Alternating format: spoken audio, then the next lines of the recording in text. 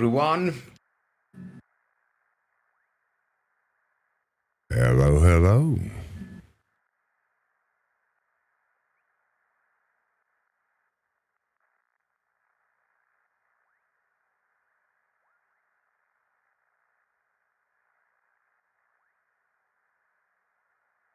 I didn't mean to hush everybody up. I'm going to get a drink and I'll be right back. Is Chris ain't here yet, huh? I'm not sure about that guy. You know, I don't see him. He became leader of his own. Oh, group. Sandra, where are you? Yeah, Sandra. I don't know about that guy. He became leader of his own group, and all of a sudden, you know, he kind of, I guess he feels like he can do whatever he wants. You know, taking the role of God or something. I don't know. You know, these power-hungry characters, you know, form that's a woman's and stuff. That's a woman's prerogative. Just ask Sandra. And now I get it. They can't make up their mind, but they can make up yours.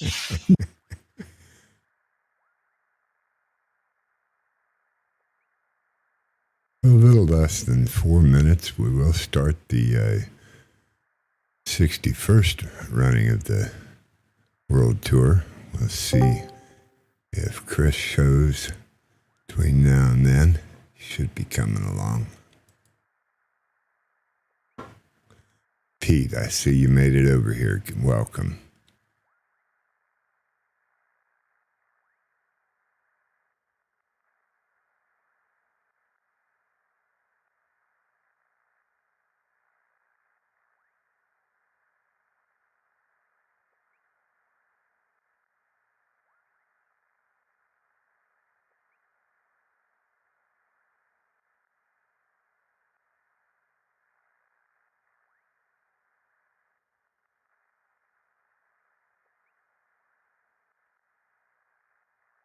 Well, I didn't mean to hush the whole crowd now. They don't want to talk. I told them we were going radio hot. Let's see, did it? Let's see. I don't even know if we are live. I'll have to check. We can check it real quick. Let's see, I shut that off. Let's see, I need music. Anybody want some music? Let's hear some.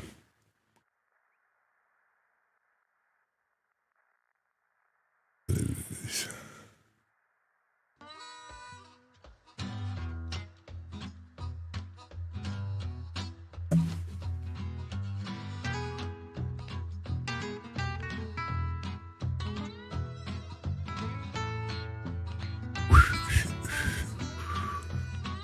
So welcome to the 61st running of the World Tour in the H145 with others.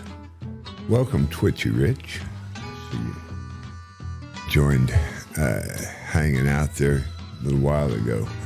Appreciate you supporting the stream. It's the Fritz. Welcome back.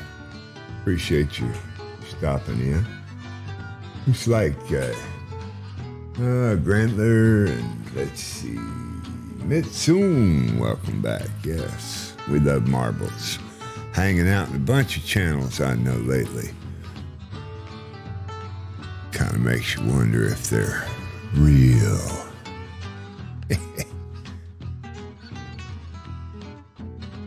Still no Chris.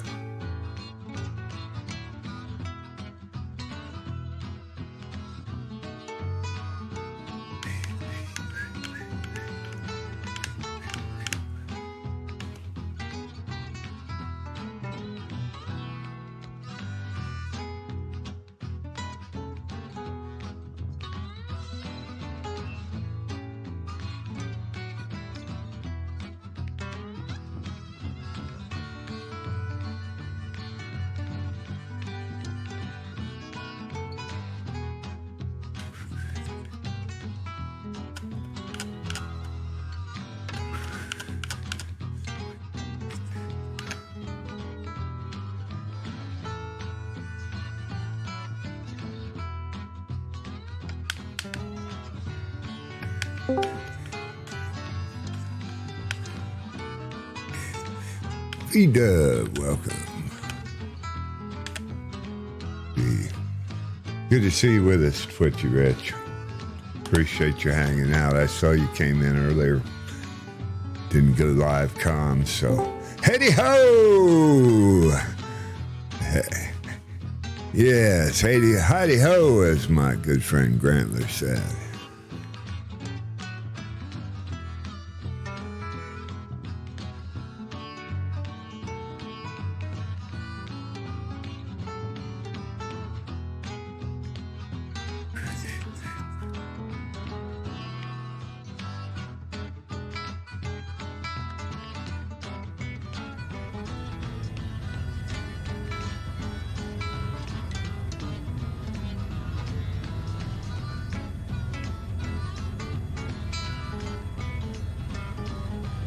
I got blur on.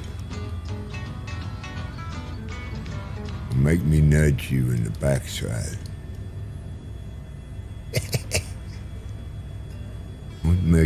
Don't you make me nudge you in the backside. My chopper don't like obstacles. Who are you talking to? Me? Where the green grass grow home. Knows how to jelly roll. I'm lost in the belly. Aren't you want to jelly roll?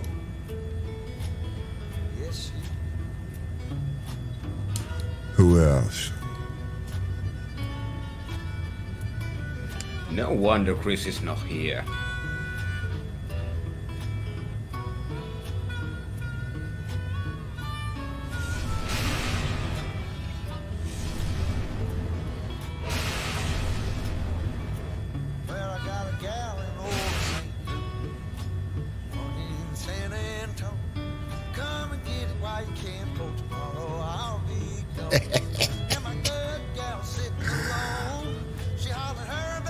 Daddy, I did.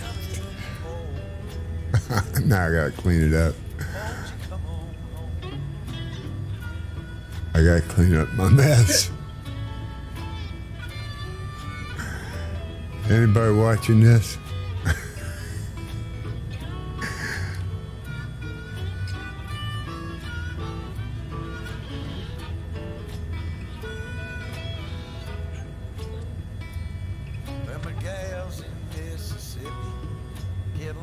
Look at all them name tags. Yay. All right. Look at all them name tags. Yay.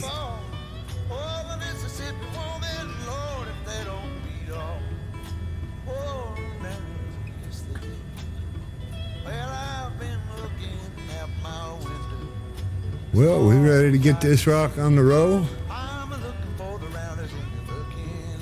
Yep, I'm starting up. Positive.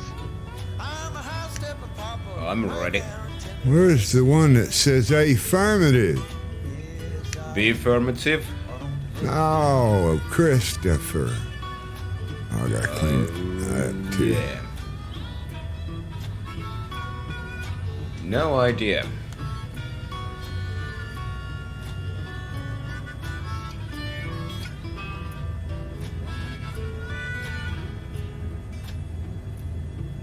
She likes to say we shouldn't, but you know we always will.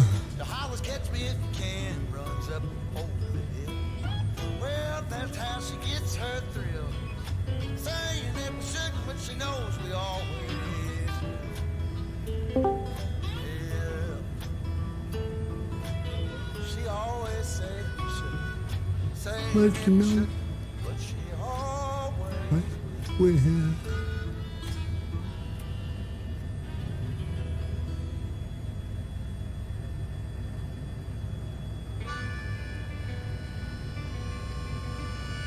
I see Hockey with us again today.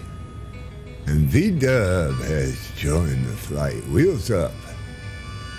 What we got there? And Don made's a new flyer. Yep, brand new. I don't think I've seen. Are you in the Discord? Great. Welcome. Good to have you with us. That's what V-Dub invited me in. Cool beans. I saw he's joined the Simply Simulator server. That's my personal. This one, we do comms on Wednesday and Thursday for the World Tour. It's really just a basic flight. We're doing about 75,000 miles by the time we're done. In 300-mile hops, 2 and 300. So, welcome.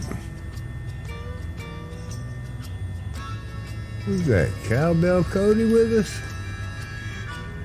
All right.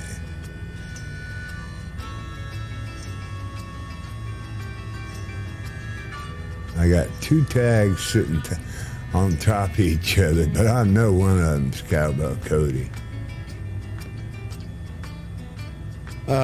I have a special livery. This was graced me by Clifford B. And if you go to that flightsim.to site, you'll find this livery. A gentleman named Zach B. also made actually the very first Iceman livery. This one is a little bit different than the other one. This is kind of special for the World Tour. We've got the ice bucket on it outside on the fin, and all over the wallpaper. Did and we lose stuff. Iceman? Oh no. I'm actually talking to Twitch, I think. At least that's the way I had it planned.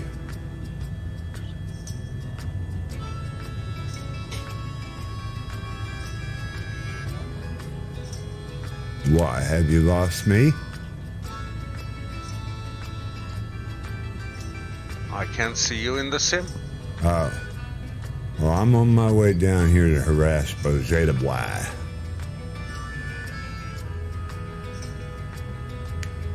Sounds lovely.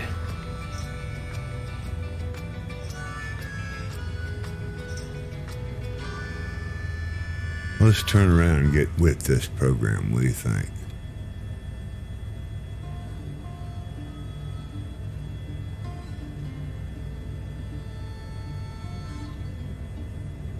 You know, Bozeta, these guys come to see you in truck, Matt, not me. Some of them come to fly. Okay, are we ready? Everybody get in the air? Not yet. Bozeta and me still down here at the other end of the runway.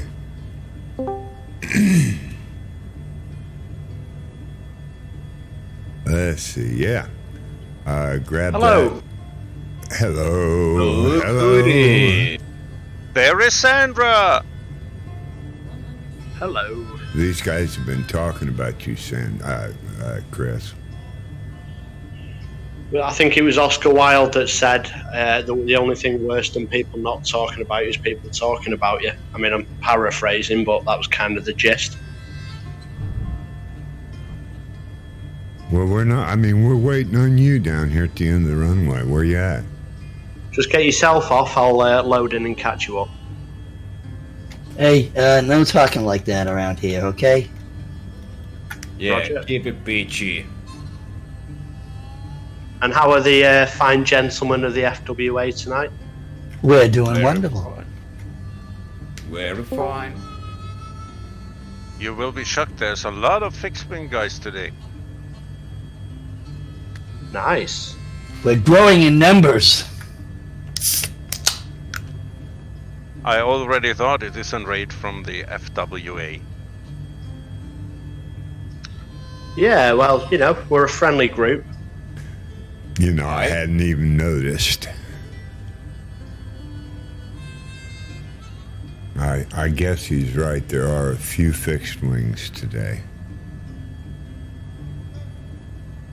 But that's okay. That don't make us all bad. Not all of us.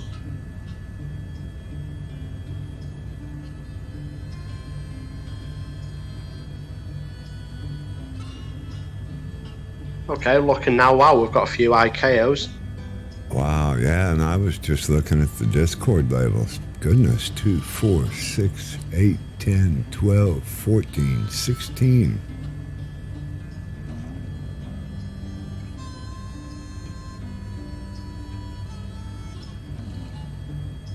Everybody welcome. Solid Top Gun in the 182. Good to have you with us, Solid Top Gun in the 182. Thank you for joining the stream. I saw you a couple of days ago come in. You've been hanging out in there. Twitchy Rich has revealed himself. He is the Solid Top Gun. Welcome. Good to have you with us.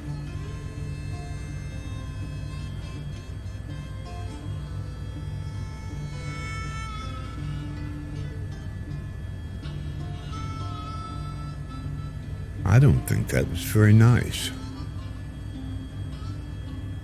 Oh, and now you just speed off. Good job. Was that a boy? No, that was hockey. Oh, goodness. Say that, boy. No, that was hockey. I see Bozette in the air already. I turned away and talking to Twitchy Rich.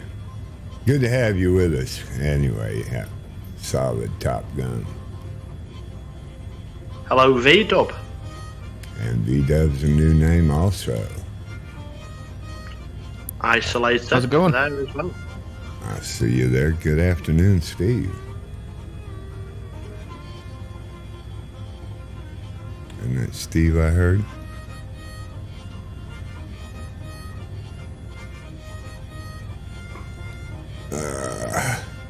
How you doing, V-Dub? Doing well. How are you? I'm good, thank you.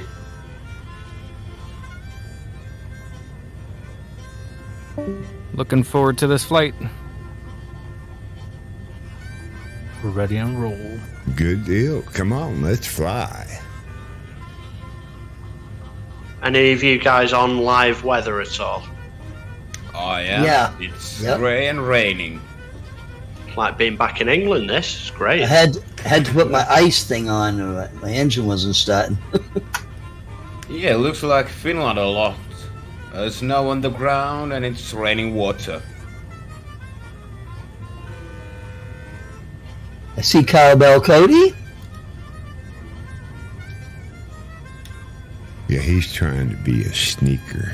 I think he's a schooly wabbit today. Be very, very quiet. We are hunting wabbit. Wascal. Wabbit.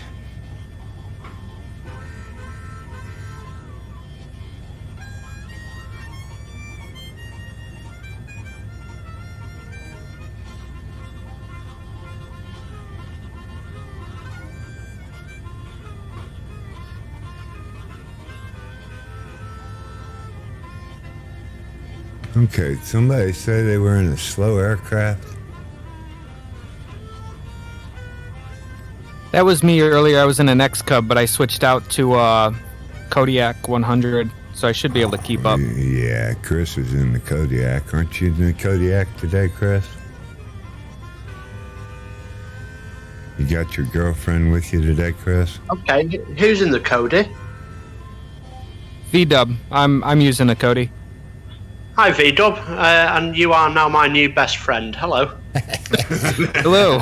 Well, he said, welcome to the FWA.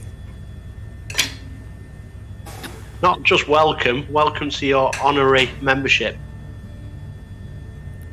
Well, thank you. Thank you very much. I actually caught on to this plane trying to watch some backwoods flying, and I ran across a guy on YouTube called Missionary Bush Pilot, and he uses this plane. So when I saw it was on Marketplace, I went ahead and downloaded it, and I love it. He does, yeah, and he's also actually put together a series of videos learning how to fly it as well. I don't know if you've seen that or not. I had seen that in one of my recommended videos. Hadn't had a chance to watch it yet. but definitely plan to. There's a lot of buttons in here. Yeah, to be honest, he actually charges quite a significant amount for the actual proper flying lessons in it, which you don't need, in my opinion. But no, some of his videos are great. I know some of these guys in here watch it. I think both said you watch it a bit, don't you? Yeah, I've seen a couple of episodes.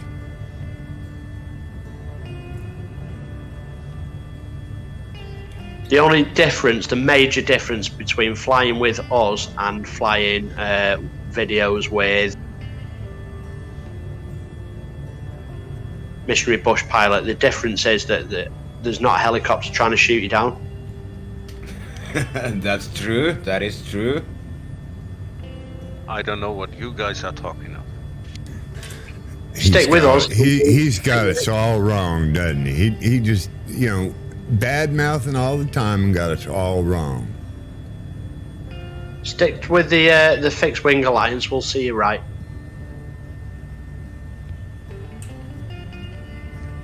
We've worked out some evasive maneuvers. I only shot 4 shells at Bozeta today because he wouldn't get out of the way. Now, I haven't shot anybody in a long time.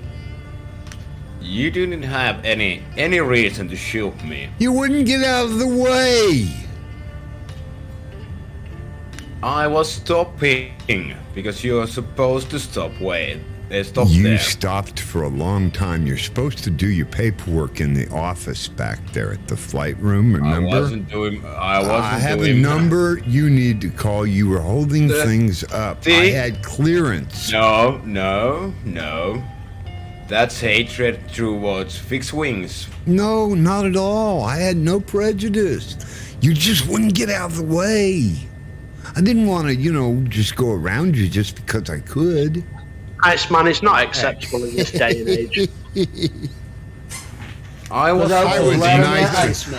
nice about it to start with. Didn't want to go around him, so you shot him? Kind of messed up the tarmac, though. It made it hard to get around him when he did People move. fly airplanes. Pilots fly helicopters. That's right. Ouch! And pilots are not people. And even within the helicopter community, it's known that skids are for kids, but wheels are for reals. You see, they're even turning on themselves now, guys. They're falling apart.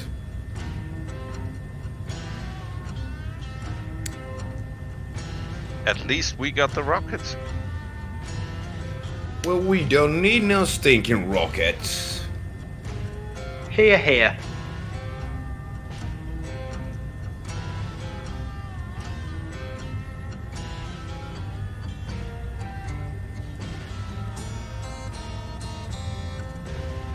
And what is Isolator flying today?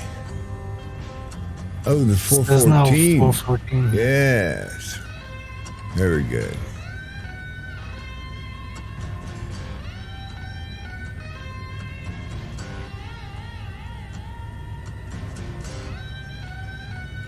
Well, I've got to say, I hope nobody takes us seriously. We love each other. These guys are great. We just try to put on a good show and have fun. So the flying's the have fun part. Oh, yeah. As long as, they're not trying to get me killed.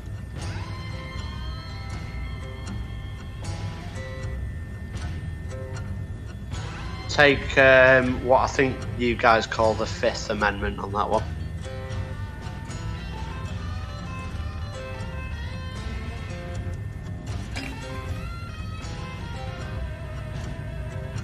Yep, plead the Fifth. If you can't plead it, drink it.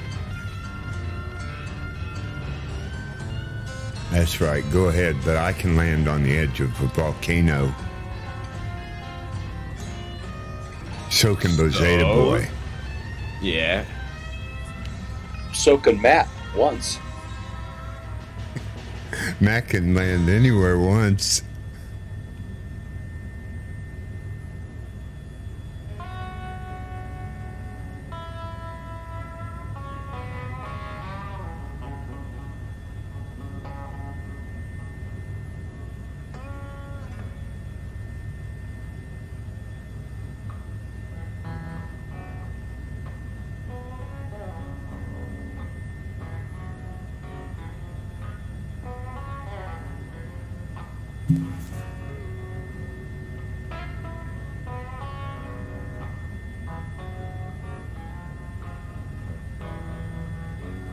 Ooh, look at all the people in the sky. Yeah, a bunch of people in the sky. You people in chat, welcome.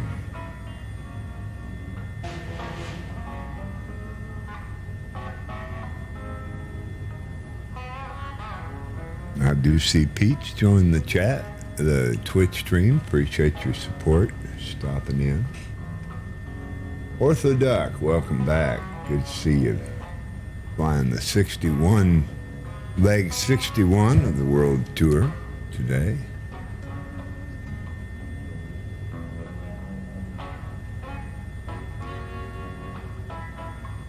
Welcome to fly along with us. We are headed for Papa Alpha Oscar uniform. Papa Alpha Oscar uniform currently. That's what I think I saw.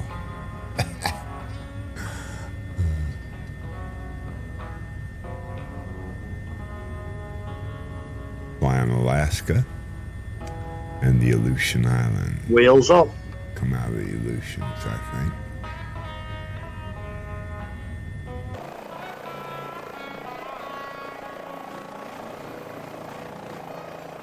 Oh, a lot of tags. Look at them all. My sim is just not working. It keeps bouncing back to.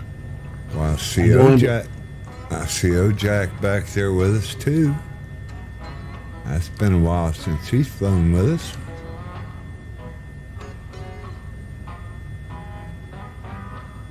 Yes, and the cowbell.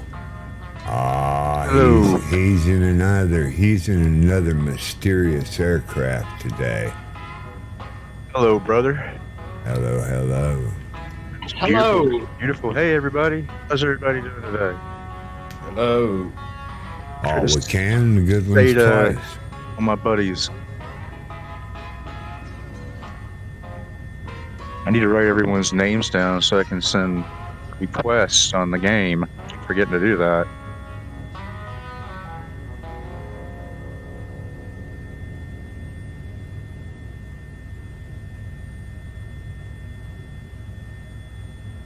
On the sim. You forgot how to do it, did you say? No, I just said he keeps forgetting to do it. Yeah, I need to go back and watch my videos and write down the names. What do we got here? Feeble Raven and the Savage Gravel.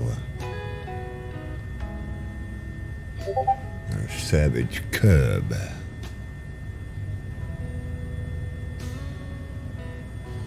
Hey, Chris. Bunch of new names.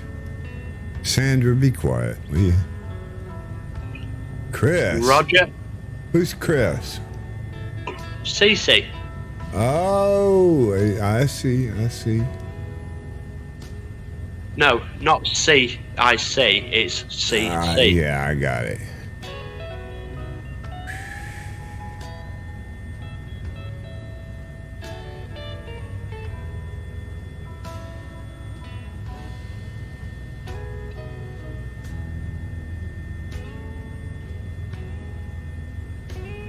So V-Dub, how did you work out with the taking off? Did you wonder why to start with the Kodiak that you were flipping over to the left and stalling?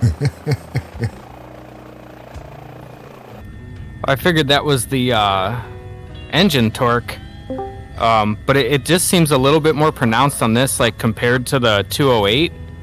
208 seems like it barely have to put any rudder input, but this thing, it really torques. You need a massive amount of right rudder trim, don't you, to take off? Absolutely. Yeah, the first takeoff was definitely an interesting one. Yeah, my first takeoff, I killed all 8 passengers on board, unfortunately.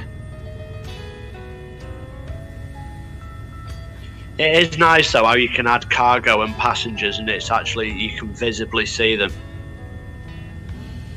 Yeah, it's a nice touch. I think they did a really good job with the plane. Like everything's really high def. I'm actually flying in VR, and everything looks amazing in here. Yeah, no, it sounds good. I mean, to be honest, the biggest thing for me when I started the engine up, and you can hear the growl of the turbo, and I just sat on the tarmac for 20 minutes, nearly just listening to it. I know it sounds pretty sad that, but yeah, I just sat there listening to the actual noises that the engine was producing. I totally understand the realism that they have in these simulators now. I actually started off like doing sim racing, so I had that set up, and then I came across a really good deal on a HOTAS setup, so I grabbed that and then kind of just dove into this flight sim stuff, and I haven't touched my sim racing games for, I don't know, 2 months. Nice. What was it? Was it iRacing you were doing? Yeah, I did iRacing and then some Assetto Corsa. So I have 2 teenage boys, so they love the whole drifting thing, and so Assetto Corsa has a good physics model for that. So yeah, those are the 2 main ones that I used. Nice. No going back though, eh? You're one of us now. Yeah, I think I'm all in. I've always been interested in planes and helicopters. I just actually I was talking to my buddy who's in here, Donnie. We were just talking yesterday about private pilot license, and thinking I might shoot for that sometime in the future. Drink the Kool-Aid. Oh yeah. I would say this fish is on the hook. Oh, that's an understatement. Welcome to the addiction. Welcome to the addiction. Appreciate it. Although, as I've stated before, there is the old adage in flying that if God had have meant us to fly, he'd have given us more money. Is a fact. The heart wants what the heart wants, I guess, eh?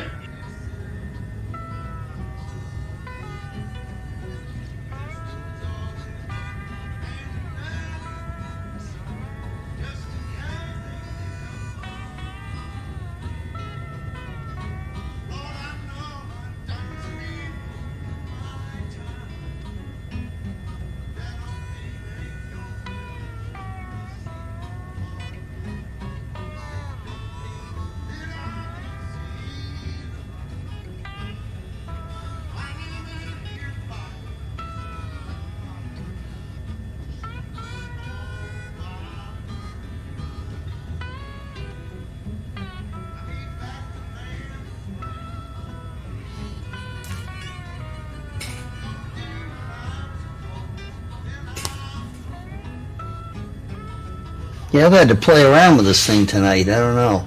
I think when I switch airplanes from the jets to the small ones, I have to shut the sim down after I switch it and restart it again.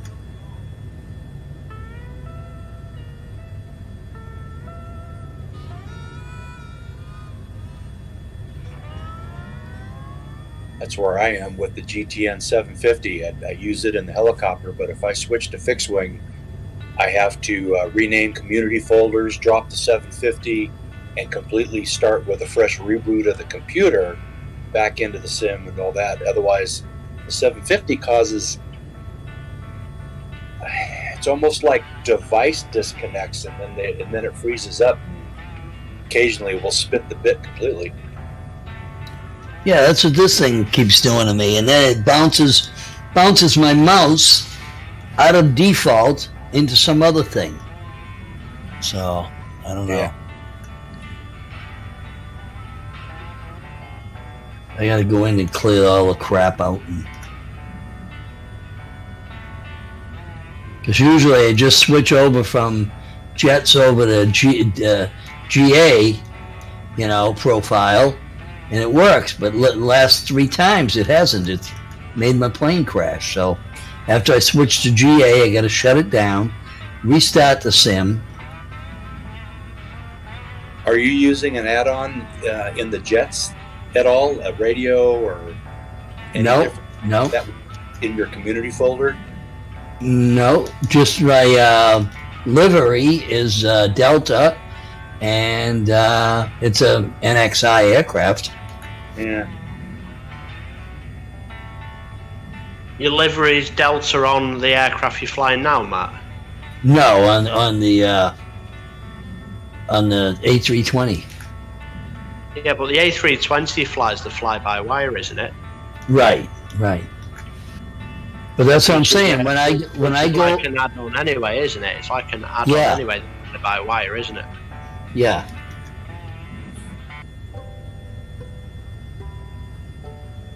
Hey, listen, we've all got problems, haven't we, with this? Let's face it. I mean, like I said on Twitch yesterday, I mean, it didn't recognise. Not only did it not recognise yesterday's flight with the flight hours on my logbook, it also wiped the last week worth of flight hours as well. So it's just there's crashes, CTDs, isn't there, and all sorts of stuff. Yeah, I had downloaded today's airport because there was one add-on airport. So I got thinking about it last night, and I thought maybe it was that. So I put that in, and I am flying with it now. So the only thing I have in my community folder is the helicopter, the navigational system, and the airport up here, Papa Hotel, I think it is. Hotel something anyway. Yeah, Papa Hotel. I didn't have to add that in. That was already in my system. There's a add-on scenery for it though. I don't. Height. Let me look.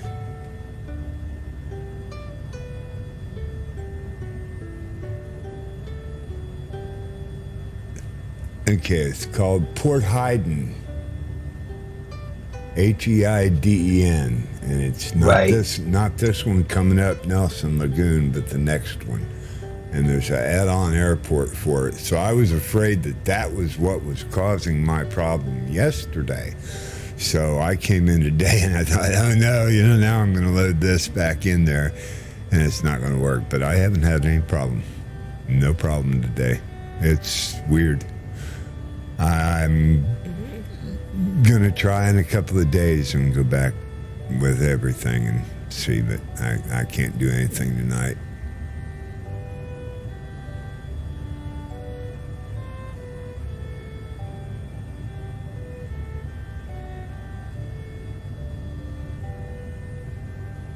Bunch of new names today. So good to see. Feeble Raven. Good to have you with us.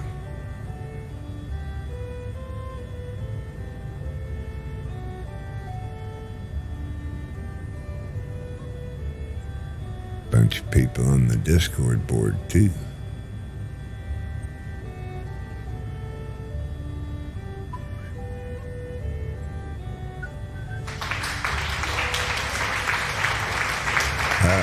Here it comes. Welcome. I really got to make those more expensive.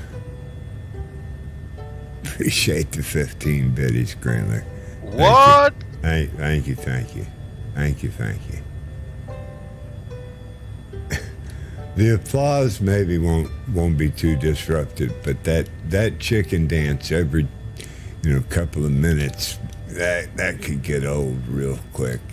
Either I got to put a timeout on it so you can only play it so often, or maybe raise the cost. We'll see. I keep hesitating. I don't want to punish anybody. It's just can't play it all the time. That's all. It's a lot of fun once in a while. That's what was happening with someone who cares a little, he played it all the time, and I had to raise it.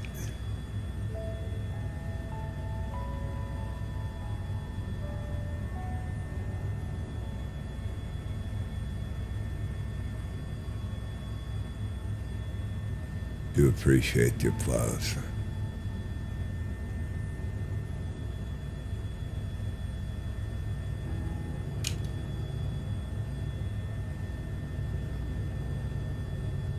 Why am I not keeping altitude? I should be able to keep this attitude, and it's just not doing it. Thinking I can't do that. Why have I got?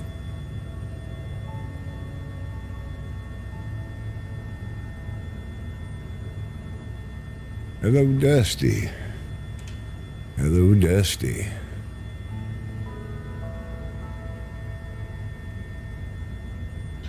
Hello, sir. Sorry I missed yesterday's. A friend of mine had an issue in between storms we got yesterday, and I had to go bounce out and go help him. Oh, buddy, I told you life happens, you know.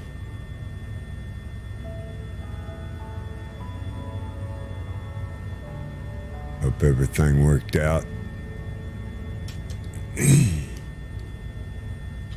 did. The first set of storms blew some stuff around, and he needed some help moving it back before the next round. So went over there, got back, and my computer's still logged in, and you guys are fixing to finish up, and I got a lot of lightning, so I just shut down. Somebody upside down there. Let's see if I get a tag. There we go. People's Raven doing some acrobatics in the Savage Cub.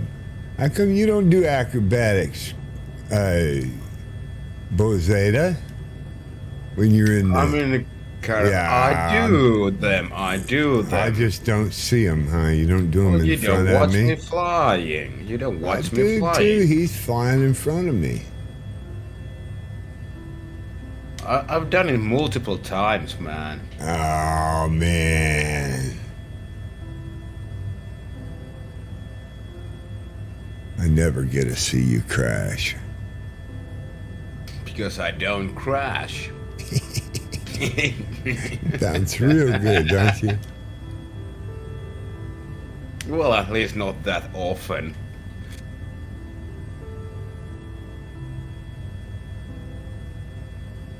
So are we landing here?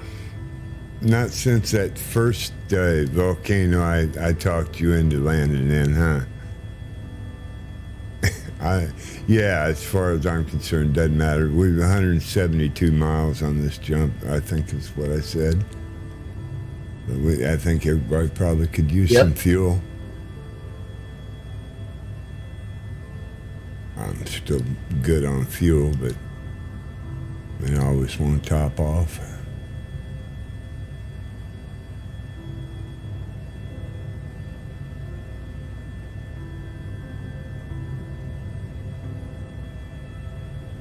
Well, I'm gonna land. I got 44 miles to go. Yeah, I'm still 30 miles out, too. Oscar uniform? I think. Let me see. Okay. Yep. Papa Alpha Oscar uniform. No, I'm only only 18. Can't trust those POIs.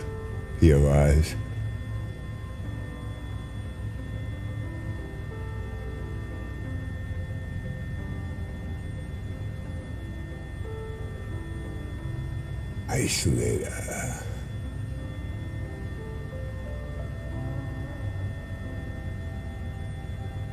What? Did I hear a... Oh, no. I started saying, did I hear a mosquito? But that's in the music. Hey, Chris. Dusty Rockin'. Hello. Hockey guy. Hey, do you know the conversion for euros to dollars?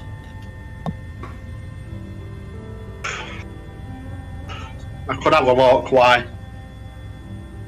I was just curious. What was 20 euros in dollars?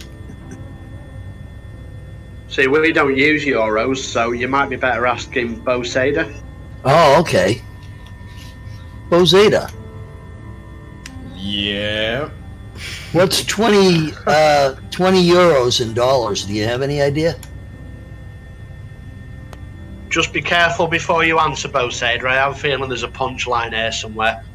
No, it's not. I think it's about 5 bananas. 5 bananas. Wow. Yeah.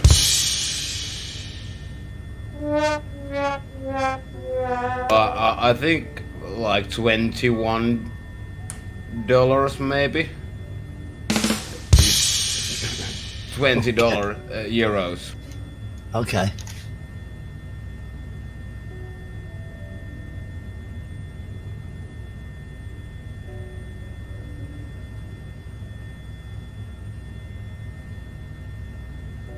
Oh, down to 18 frames. What? No. What? Oh. I was doing so good. What happened here? I'm not over anything.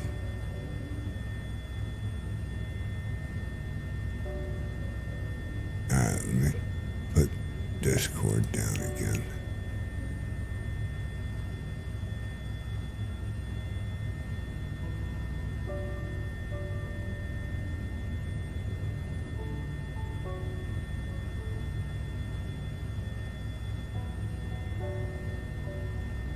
Nelson Lagoon, is that our destination? Yep. Yeah, that's one.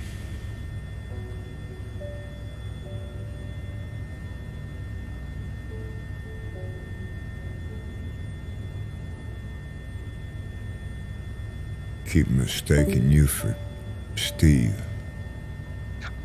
Wait, huh? That's happened several times. Yeah.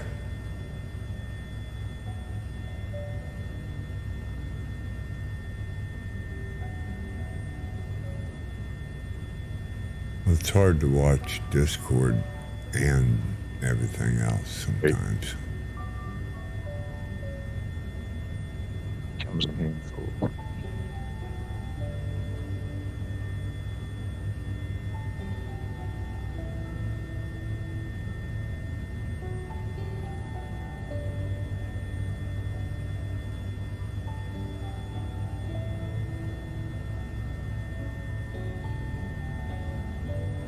Matt, currently €1 equates to $1.08 US dollars and cents. Okay. Thank you. So it cost you 8 cents on the dollar.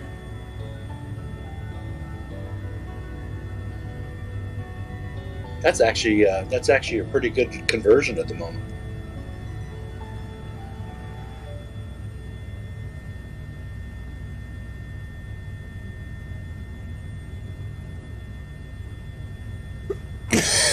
Yeah, I think everything's making a comeback from yesterday.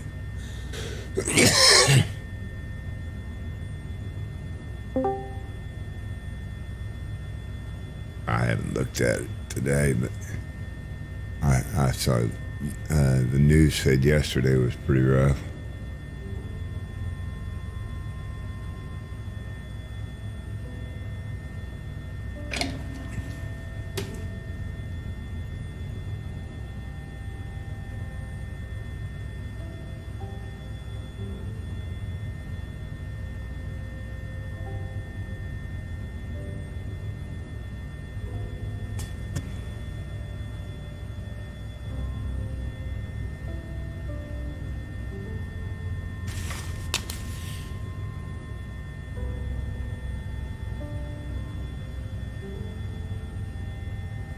Mortgage rate hits 5% at 11-year high. That's nothing. Stocks flat as investors weigh mega bank earnings. U.S. job claims. 185,000 individuals filed. 170,000 expected. Wow, 15,000 more than expected.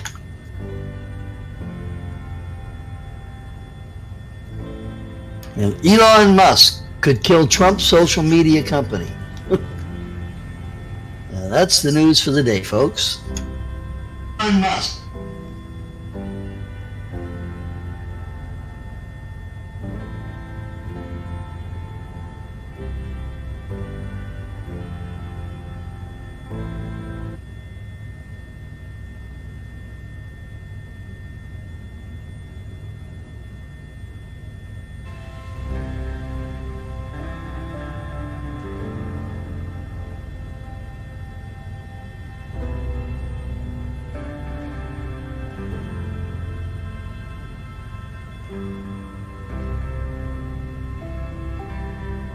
Wow.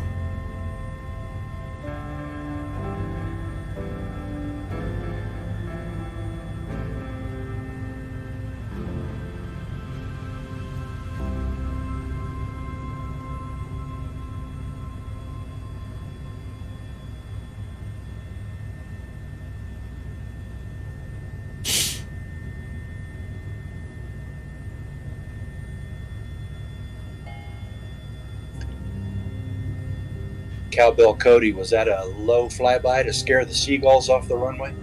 Yeah, I was making sure I cleared that off for everybody. Thanks, we appreciate that. Now, what I'm going to do is I'm doing a flight recording. So when I do that, it doesn't record anyone else but me. Now I'm going to land, and then I'm going to replay it and record it. But then it will record everybody else flying in. So I'm going to try to, all those passes I made, and overlay it while everybody else is there.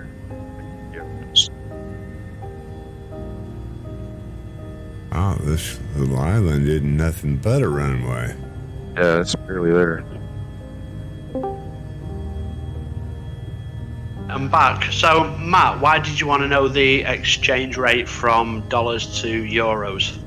I ordered a book online, and it was in euros. All right, can you read? Oh, I can read very well. Just messing with you. And those are the only two words I know how to read. I thought you were a truck driver. I was. What do you mean you can read? Well, I was an airplane mechanic before that. I had to be able to read. I can read very well, and those are the only two words I have to read. Do a flip! No, not here. Not here. You'll be okay. You'll be okay. I can't You've do got, it here. you've got I'm on the ground. Come on, guys. I'm 45 feet off the ground. No. You've got a good 50 foot of clearance there. Wrong.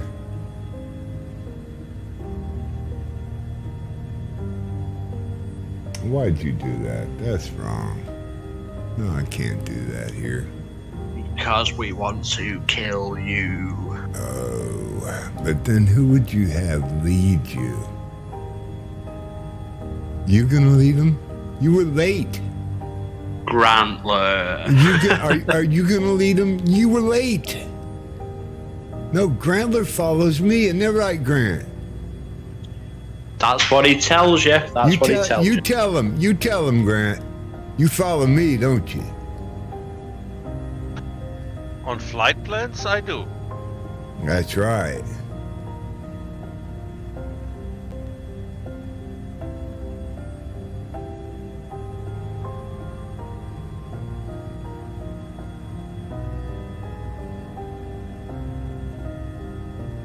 Are we taking a short break?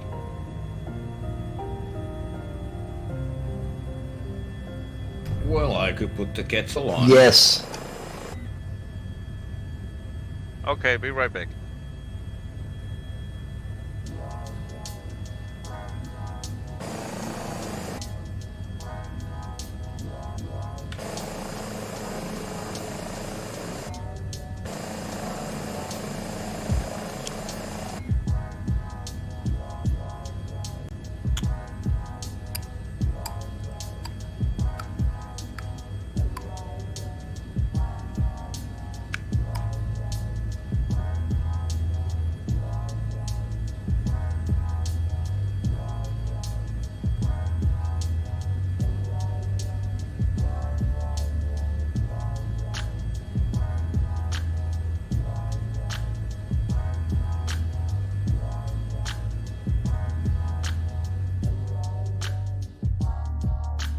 right, guys, we're quiet off of the Twitch stream, or we should be. Maybe not.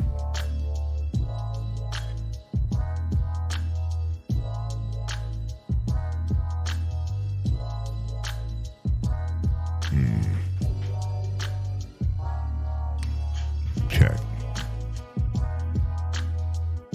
Okay, I'll be back in a couple of minutes as well.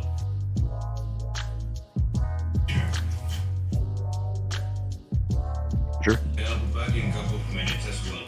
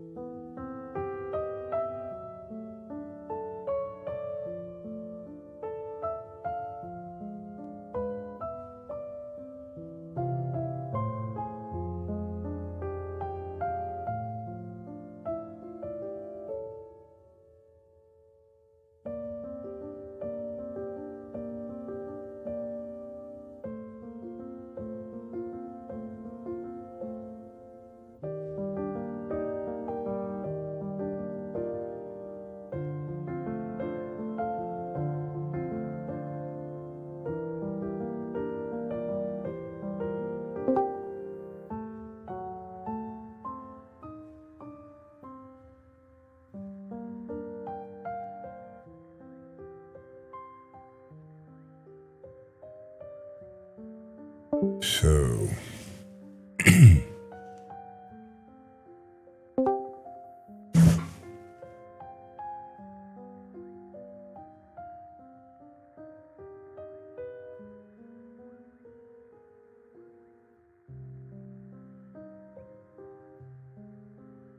okay, got a couple of new names in here. Looks like Oaks 2. Haven't seen that one before. Extra More, welcome back. It's the Fritz, appreciate you hanging out. Mitsoon, you too. Orthoduck, again, welcome back. Overhead Bin, thank you. Pete, thanks for joining the Twitch there, guys. Twitchy Rich, of course, and We Love Marbles. Welcome, everybody. Bozetta Boy, Grantler, everybody. Chris, of course, without saying.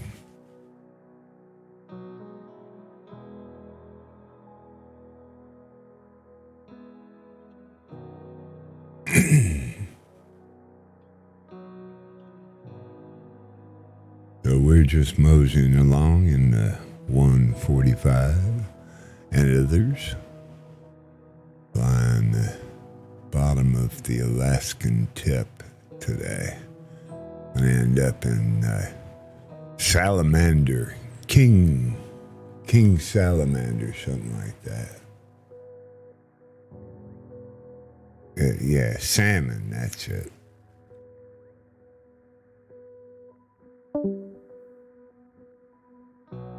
Did sound fishy to me.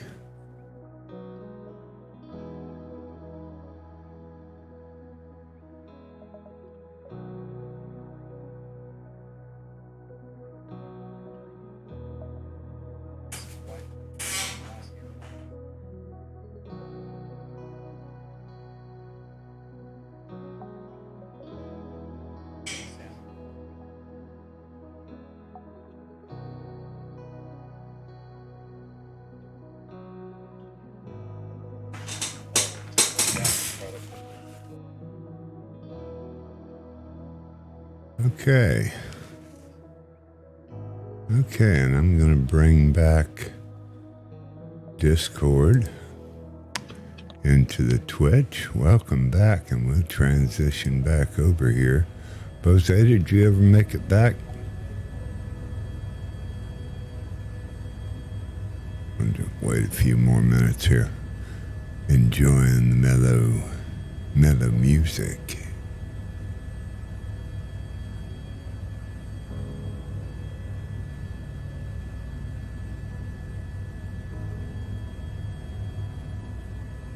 I'm gonna go pour me a cup of coffee.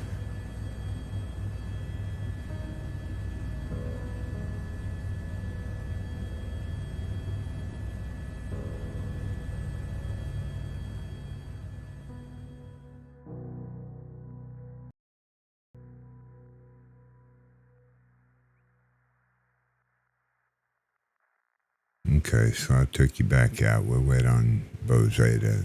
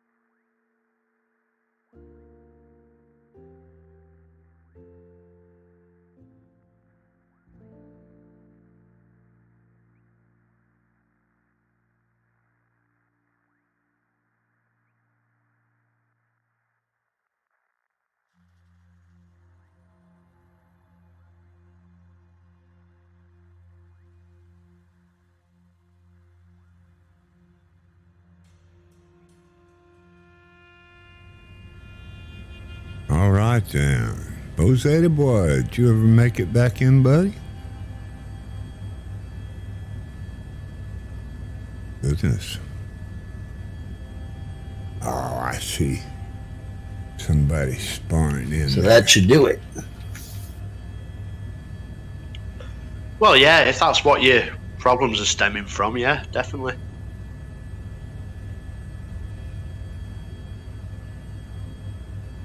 Bozeda. To you, Bozeda. To you. Bozeda boy. Oh, where is Bozeda? I'm right here. All right. How you doing, Bozeda? I'm doing fine. Doing fine. I wish this guy in the yellow van would get out of here.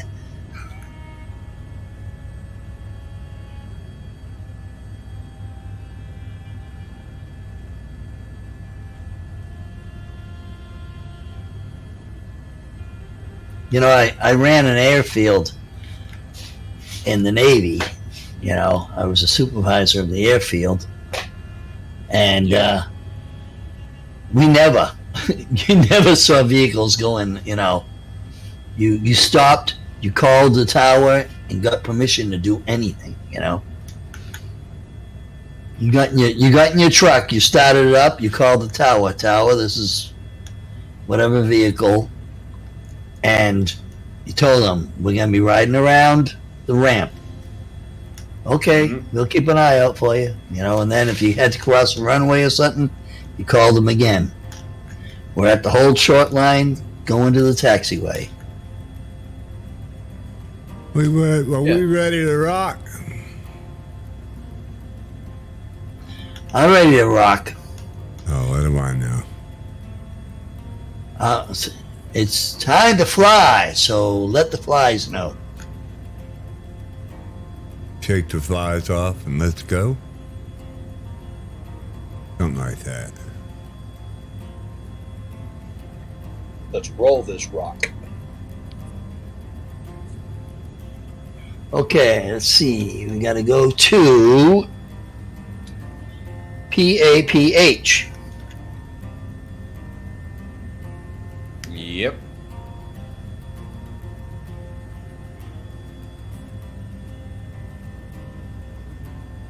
Who's collected tick?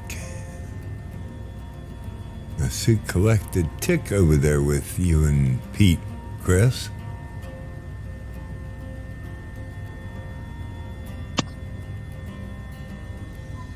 Sorry, say again.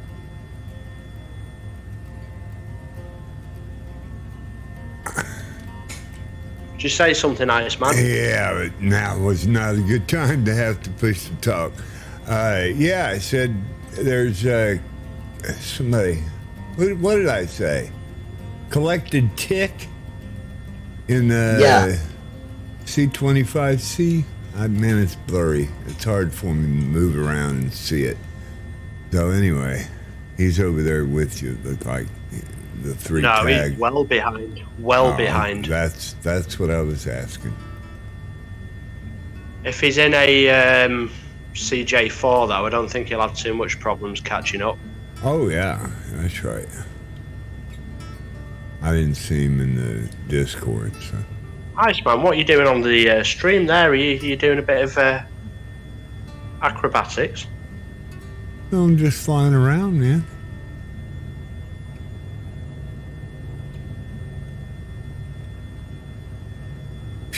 Like that? Yeah, you make me mess up. Leave me alone. Arr.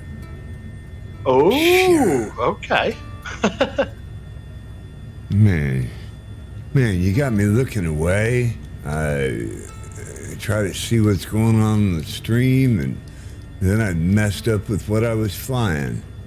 And I was faced. I didn't talk to you, and you talked to me. Have you heard this, Osada, Iceman? Have you heard this? This is pure bullying. This from the Rotary guys. Yeah, I heard it. I've got feelings too, you know. It's only a game. You should do that, Matt. But Matt, you should do that in an English accent. That'd be hilarious. It's only a game. No, English accent, Matt. English. Oh, it's only a game. The other English. I thought it was an Australian accent you were doing then. Bloody Australian accent. No, I would have said only a game, mate. Good eye, Sheila.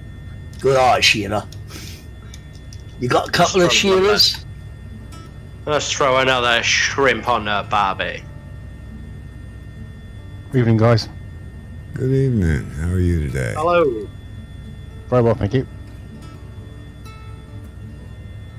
You've just joined us, Chris, while Truck Matt's trying to do an impression of an Englishman. It's quite interesting.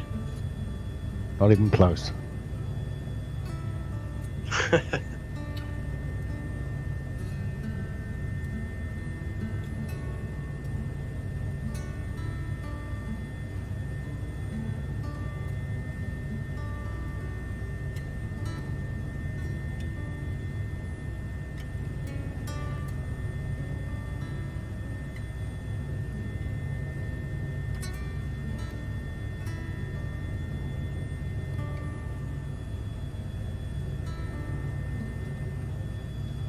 Man, why do I keep trying to turn around? It can't be where the flight plan is.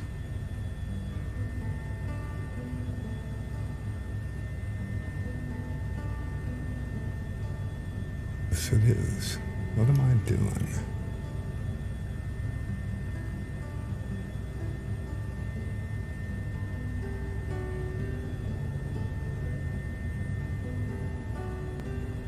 No kidding.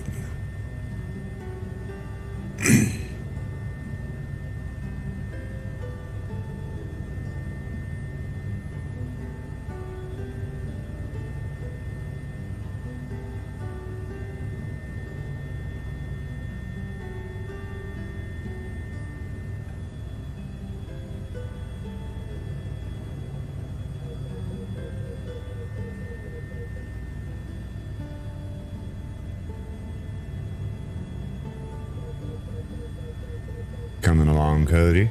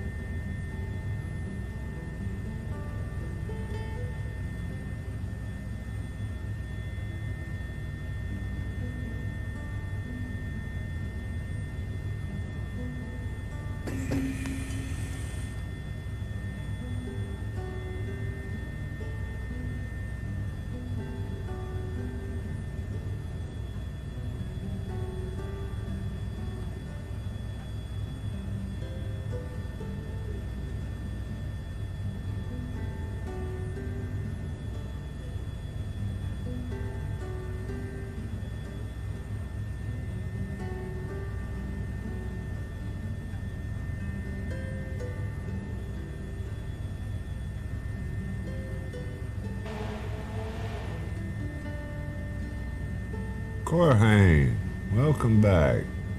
Commander Root, good to see you there, bud. Appreciate you stopping by there, brother. Running the 61st running. Leg 61 of the World Tour. Bunch of people flying along today. Scattered out all over the place here. I'm running a bit behind on that last leg.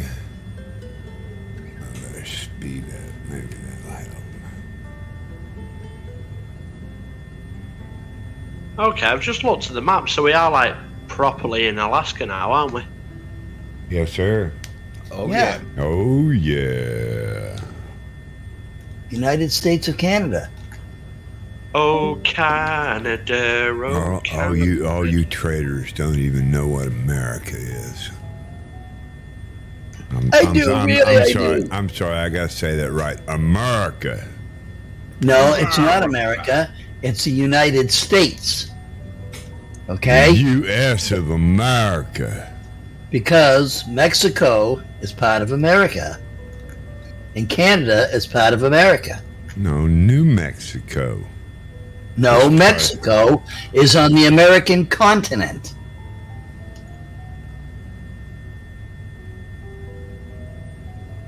The United States of America, the American continent, North America is from Canada all the way down to Mexico. I was corrected by a Mexican man one time for that. I said, "Why don't you go back to your own country if you don't like it?" He said, "I am in my own country." Well, that is true. That's North America. And then we got That's South right. America. Right.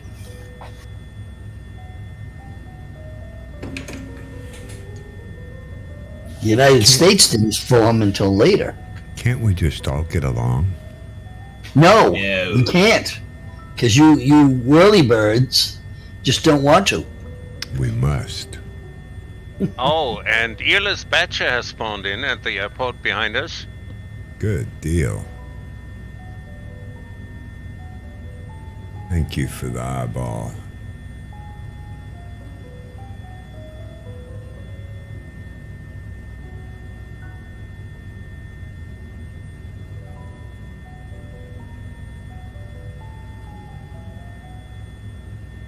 Well, looks nice. It's everybody's kind of spaced out. Dusty Rock, V-Dub, Ondues, and then Grantler. Cowbell Cody, Firehawk.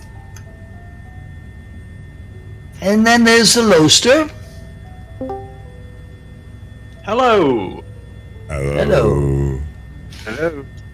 Hello. Hello. Hello. Servos. The Three Stooges. So before I land, does anybody know what the sort of immigration process is for Canada? No, I don't. They wouldn't let you Well, enter you gotta run Alaska. They wouldn't let you enter Alaska, and Truck Matt's already been found out by the Chinese government to be a local banking spy. That's right. Hello. Hello. Hello. Hello. Hello.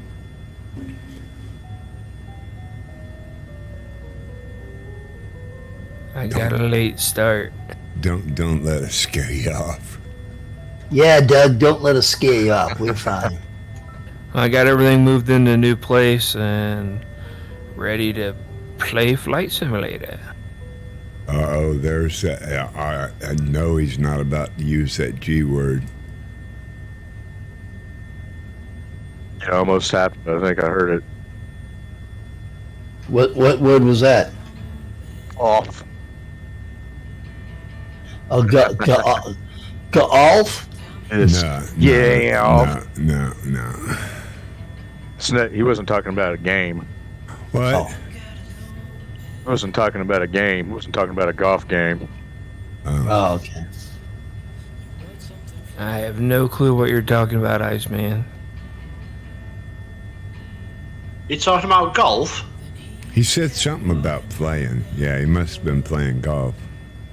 No, he just set up his computer again so he could play on. So he's practicing surgery. Yes. See, I don't know about you guys, but when I tend to play golf, I always take a spare pair of trousers in case I get a hole in one.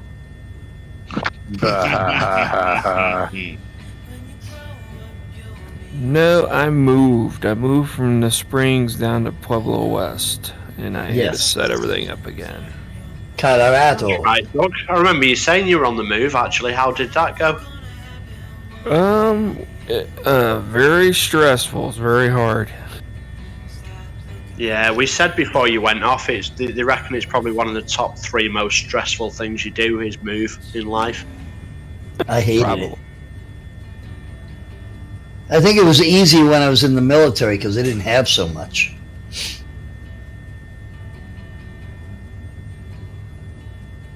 When I moved into, when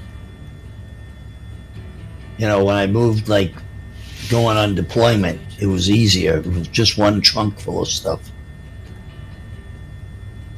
stuff. Well, yeah, mostly uniforms and stuff like that. You get overseas, you buy stuff. Yeah, that's the problem, isn't it? When you accumulate things over the years and then you have to move it or.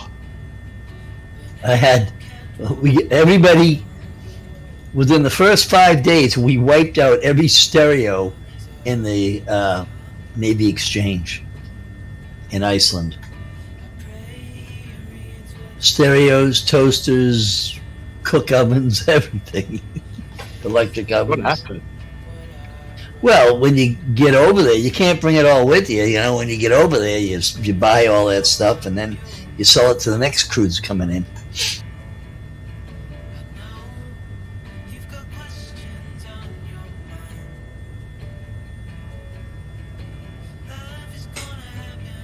We had those little college refrigerators, the small ones, you know. And it's pretty funny because we got there and VX5 was there, I think. Yeah, they were leaving. And the Navy, you get in your room, there's 2 people to a room. And we had the little refrigerator and, you know, the guy from VX5 says, do you want that refrigerator? We said, well, it goes with the room. It belongs to the Navy. He said, do you want to pay me for the refrigerator? I said, I'm not paying you. And he cut the plug on it.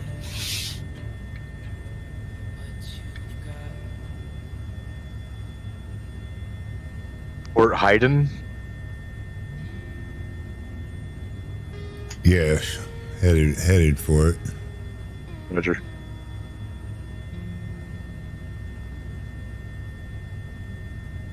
Who the heck is that up there? Pete 6619.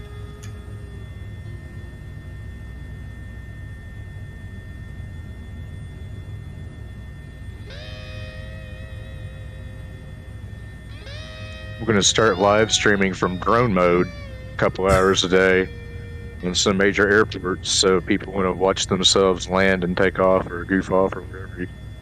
That'll be possible. I'll post it in our Rogue Turtle Depot Discord.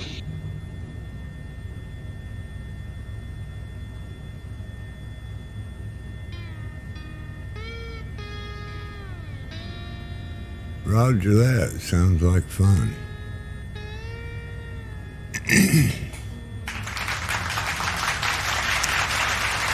Oh yeah, I gotta do a flip, don't I? Else I gotta give you your dough back. Yeah, Chris, I think that solves that problem. Well, he actually gets to give himself his dough back if he wants it, so... I'm still trying to work out how to give Bo Sada back from last night. I haven't decided whether I actually want to do the flip or not. Well, what did you do last? You know, you renege on that flip, then the whole thing falls apart. That's all I'm saying. Okay, I wouldn't let that happen. Just get yourself down a little bit. Just maybe 100 foot. No matter what kind of flip I do, can I do a roll? An extremely dangerous flip that nearly kills you, please. Well, that's usually the one I do, but I got to be a little bit higher than this. I'm watching your stream, so go on. No, I'm not drinking wine today. I'm just drinking coffee.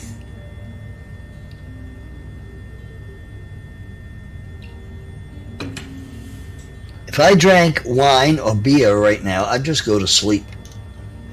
Whenever I drink alcohol now, I just, bang, I want to sleep.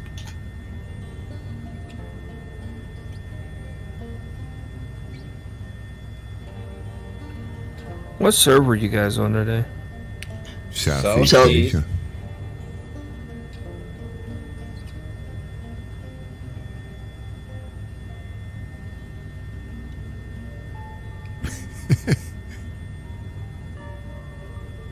What happened? I missed David talking. What happened? I missed David talking there. I wouldn't. Yeah, He for said now. I wouldn't Yeah. for now. I am kind of low. best time to do it. We've heard that about you. Do it. Matt, shh. I'm trying to kill him. Shh. Don't say anything to anyone. What airport are you guys near to right now? We're headed to PAPH. Okay.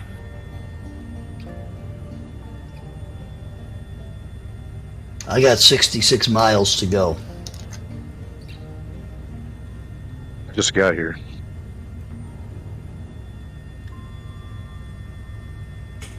See any place to refuel. Where's here? Oh, you're on Hayden? Yeah, or Hayden, something.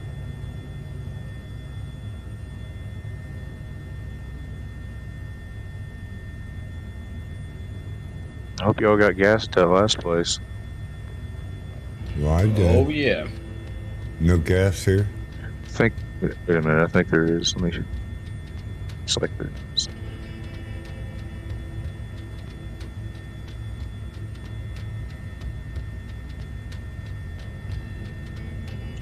There is fuel.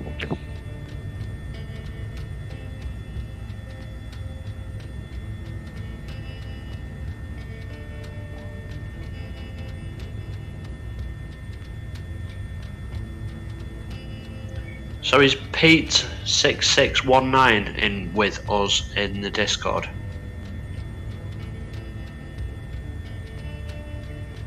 I've got him up here in the 145 and 13,000. Yeah, that could be Pete 66. Isn't that what it was? Okay. Yeah, 6619. Yeah, Pete 66. That was just my guess. And Cody, are you going to reveal the aircraft? At some point, yes, sir. Oh, man.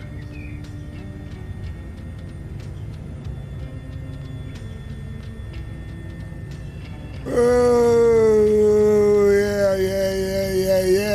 yeah. Can you give us a clue? Is it fixed wing? It's a fighter jet.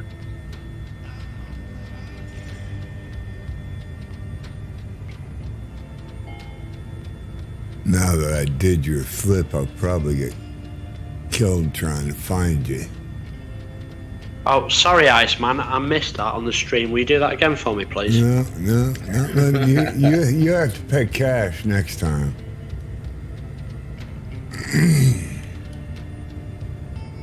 It's hard.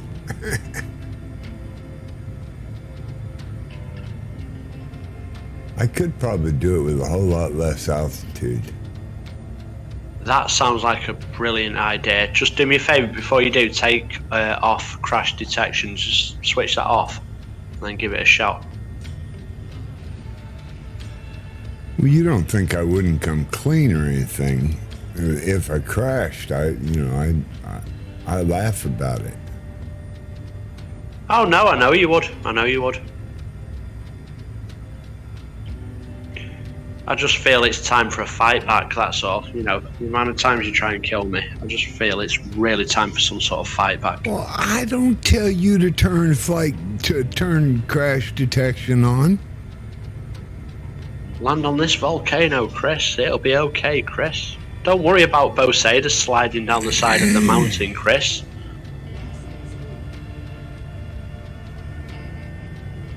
That's why we got the rescue helicopters. Tell him, Bosader, that was just because your brakes weren't on.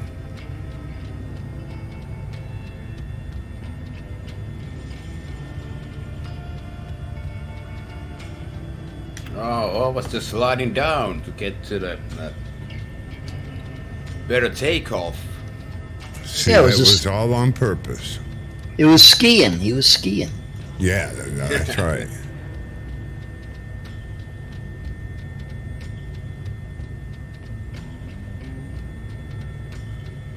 Somehow I doubt he was skiing in the south of Spain, though.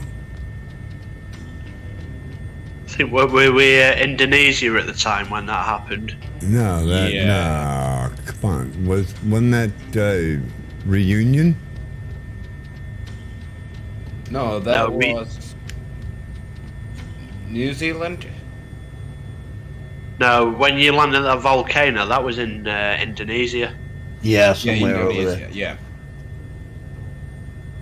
Okay. I was thinking. I think when you did reunion, it was the Sunday Funday, wasn't it? Yeah, I think so. Because that was the one that I didn't make, and then I jumped onto Twitch to watch it, or Discord, one of the two. And I think Iceman, you had some issues that day on that reunion flight, if you remember.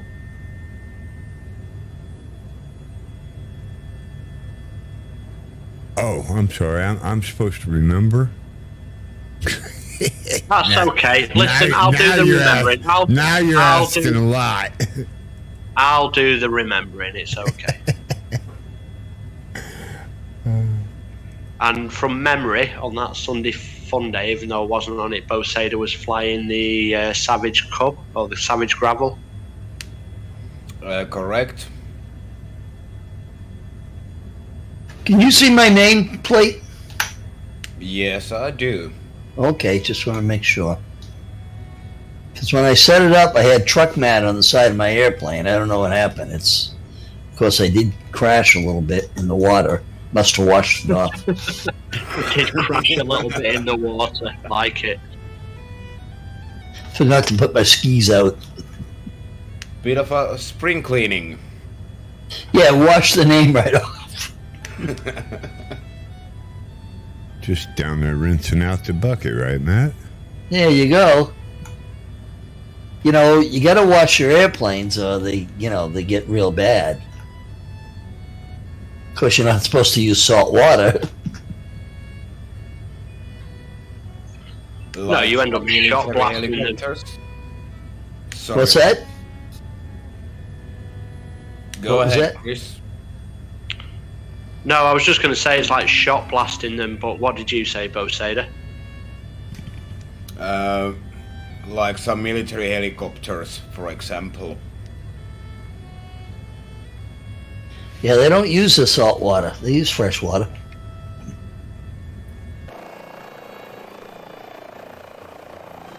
In the Navy, or in the Navy bases, on the military bases in the U.S., they have a rinse rack, and you drive through the rinse rack. If you like the P3s, they're always over salt water. They're like 200 feet off the water a lot of times. So when they come back, they go through the rinse rack. Except during the wintertime.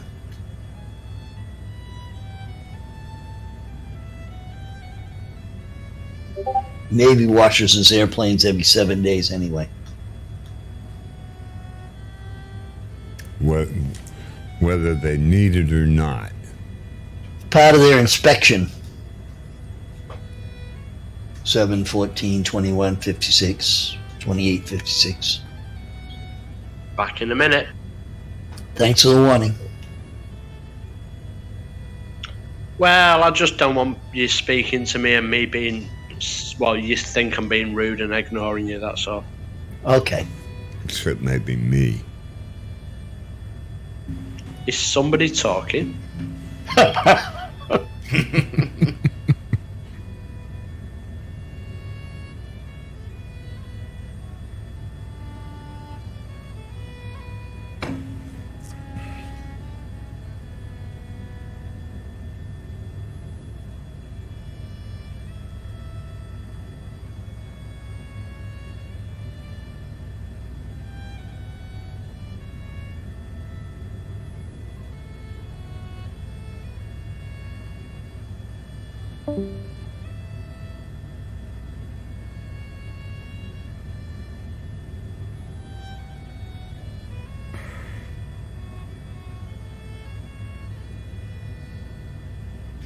Yeah, my airplane was getting a little hot, so I took it for a swim.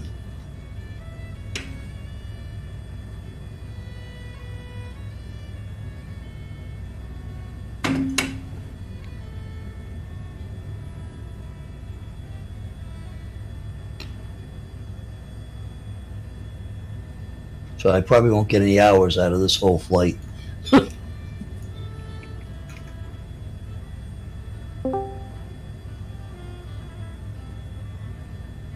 What, you expected maybe full credit?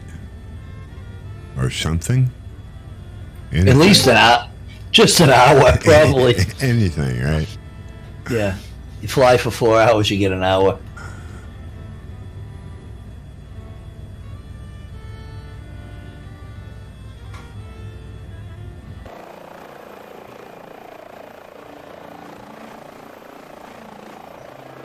Did FSX have any kind of a logbook? I know they kept track of your flights. Oh, yeah.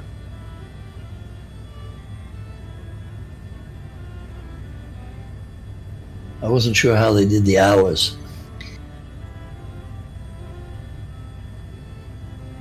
Of course, I could go back and look at it. Yeah, they had a logbook. You just can't carry logbooks from one version to the next is all. Oh, I know. I was just curious how they did it in that one, because they ought to do the same in this one. Well, now we're on the cloud, except for certain exceptions that make the Osobo gods, mad, like Chris and his hours. Except for those certain exceptions, now that we're on the cloud, they may actually bring those hours over to the next sim.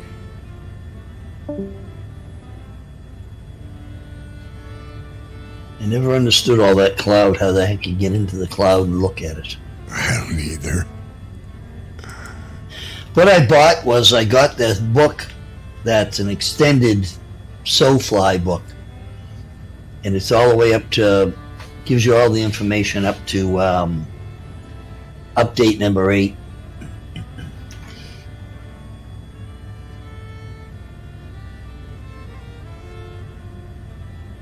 Understanding the cloud is easy. Just imagine a Haitian voodoo doll with lots of pins and some black magic powder.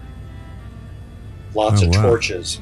Yeah, oh, wow, that worked. There's the cloud. Yeah, wow, that worked.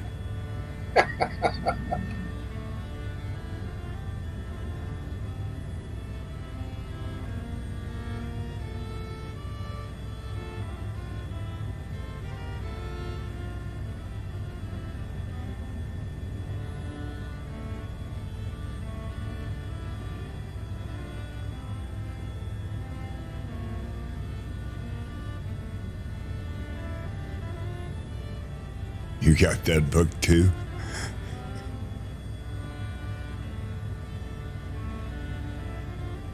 Oh, a little bit of hesitation there. What happened?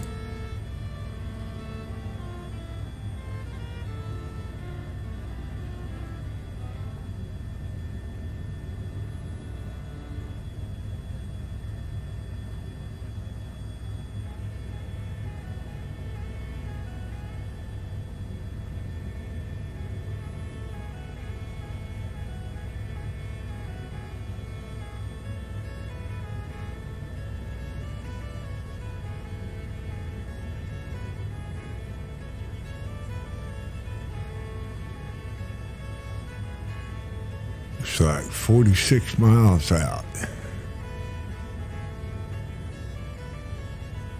36.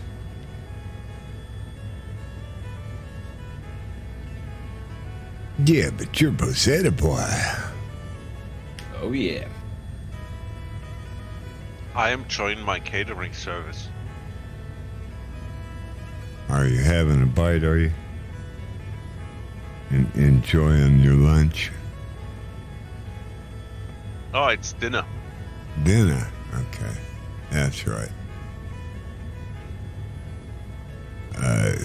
Chris would call it tea time, right? Having a spot of tea, Chris doesn't drink tea. Isn't that right? Tea is not something you drink. You eat it? Then he's not an Englishman. No. No, tea is not something you drink. That is an afternoon meal. So, somebody told me. It's tradition. Tea and crumpets. Cucumber sandwiches. My grandmother used to have tea in the afternoon or in the evening. She always drank tea. She'd drink a cup of coffee in the morning. That was the only time she drank coffee.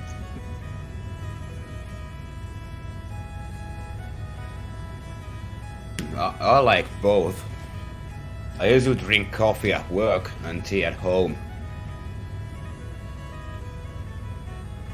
I drink tea every now and then. I'll usually do about maybe 1 or 2 a week. Gents, I'm signing off for the evening because I'm off for tapas. I'll catch you on Sunday at 5. All right. Okay. Appreciate you stopping in. We'll catch you then. See you guys. Okay, bye. Have a good one. Have a good one. Hey, Iceman, what is the developer SDK?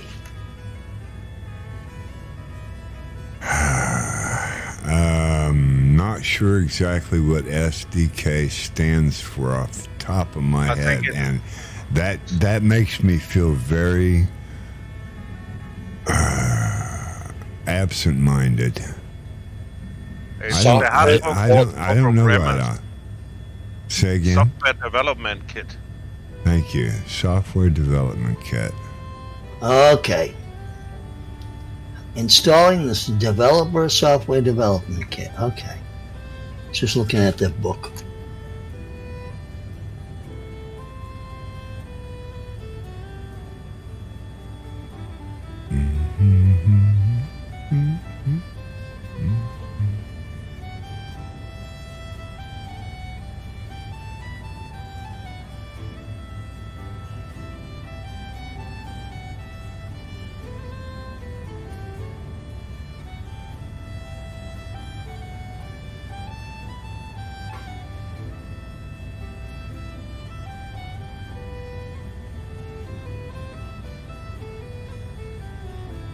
Boy, look at the mountains off to the side there.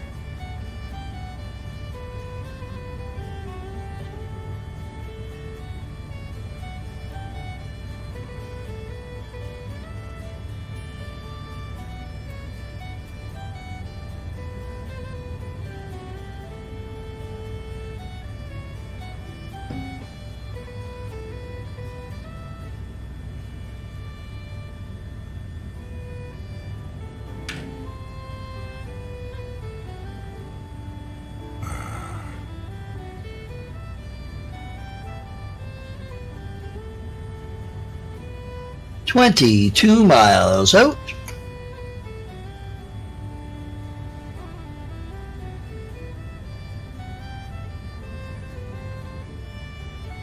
I got 24. Chunky Aviation, welcome. Appreciate you stopping into the ice bucket. Running the 61st leg of the world tour. We're currently just a little ways from Papa Alpha Papa Hotel at Hayden, something like that. Port Hayden. Welcome to join us if you like. Bunch of us flying.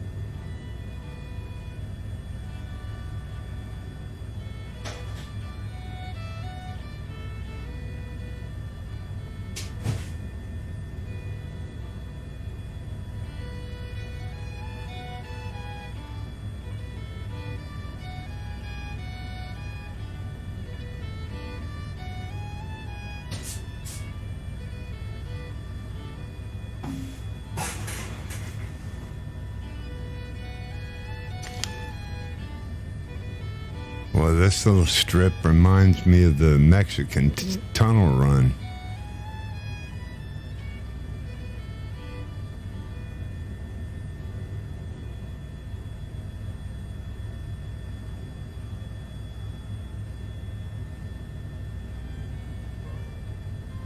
Yeah, is that a add-on?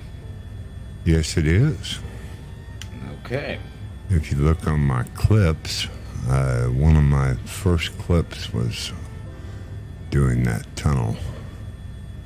Well, I actually seen it. It was recommended by YouTube some time ago. Roger that.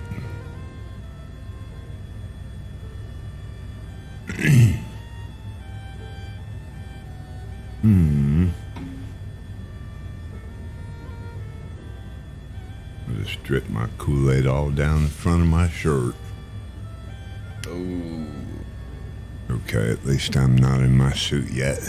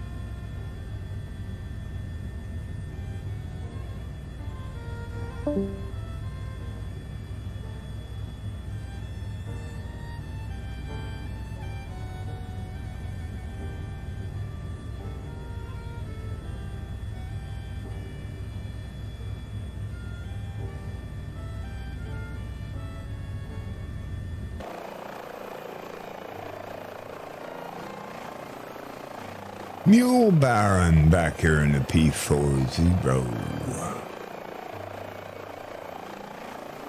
Wandu.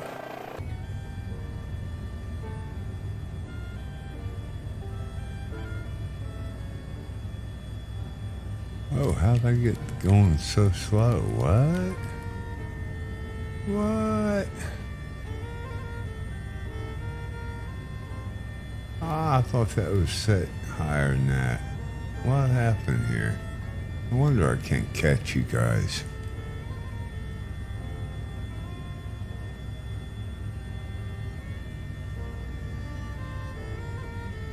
Yeah, no wonder I couldn't catch you guys.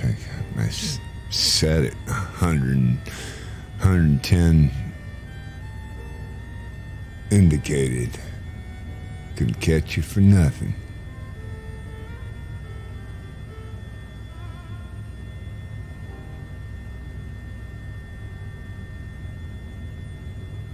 Couldn't catch that big TBM-9 anyway.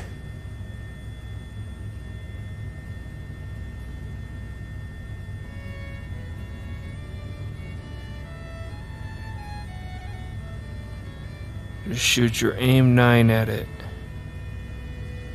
I'm not. I'm telling you, I don't think that way.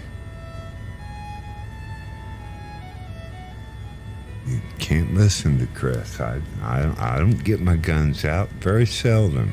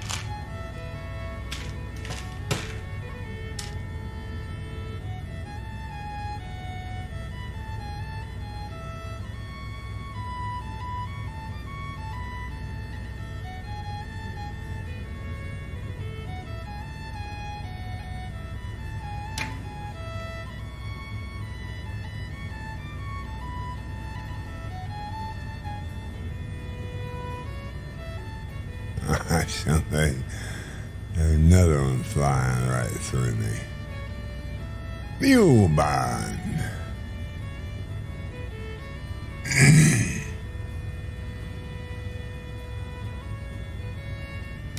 That mule barn flying through me like I'm walking.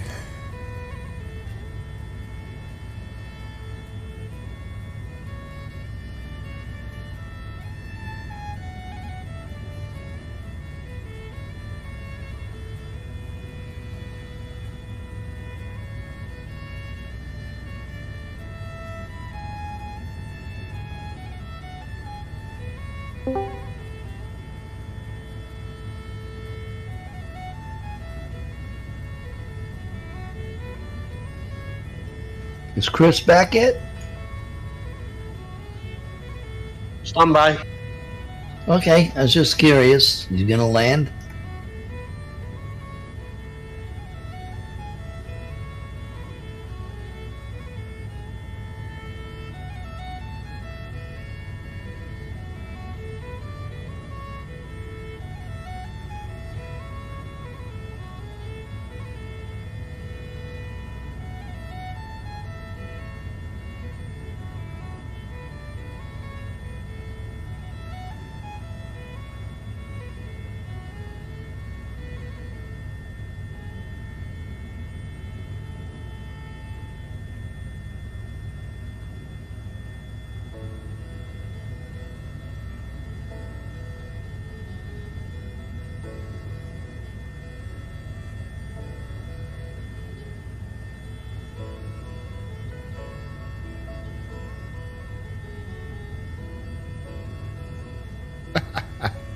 I got Streamlabs advertising. That's pretty good. I got Streamlabs advertising for Stream Elements merch.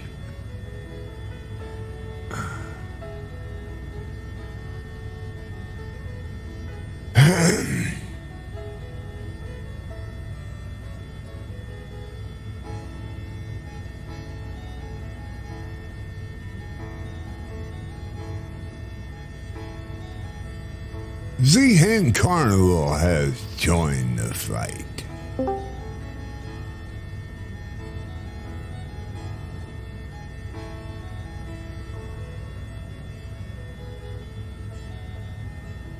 Good to see you in the Twitch there, Z-Hen.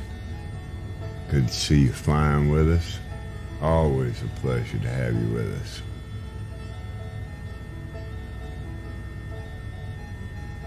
Heading into runway 6 on the final. I'm an Evelyn from over the border, riding on a big airliner, chicken flying everywhere around the plane. Man, you couldn't get much higher. Oh, wait a minute, that wasn't right. Couldn't feel much finer, that's right. Sorry, Matt, I'm back again. What were you saying? No, I was just curious. Are you going to land here? No, just because of the flight hours, just on the off chance it does decide to capture them this time, I'm just going to press on. As soon as it all sorts itself out with the flight hours and the logbook, I'll be normal flying again. See, that's the problem. You're not doing touch and goes when you just pass them by airports. So you get credit for it if you do the touch and goes. But I don't think you do. Honestly, I've done that as well, and it doesn't work. Now you gotta set down real hard. No, listen. Honestly, I've tried every single different parameter you could possibly imagine. No, man, set down real hard. I'm telling you. Yeah, I get you. Yeah, you want me to smash myself into the numbers on the threshold. Works every time. Works every time, man. Well, I'm sorry, but I'm not going to do that. No, don't do that. Don't do that. Mind you, not that it'd make a difference anyway, because it still doesn't capture them. Right.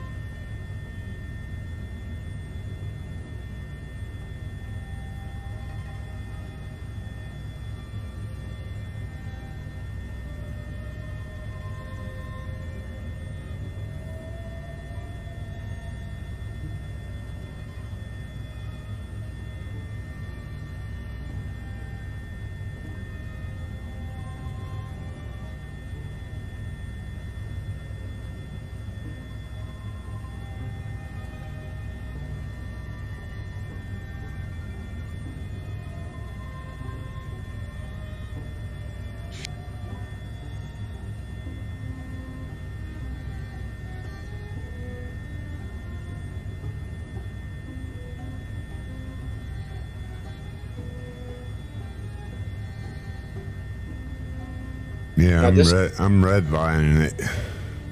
This is the airport with the scenery pack download, right? Yes. There's not much here. Okay. Maybe that's why it was easy to do a scenery pack.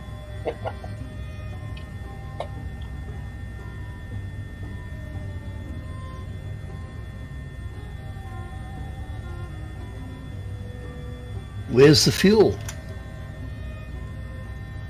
It seems like if they do a scenery pack, at least they'd put fuel, if there was none.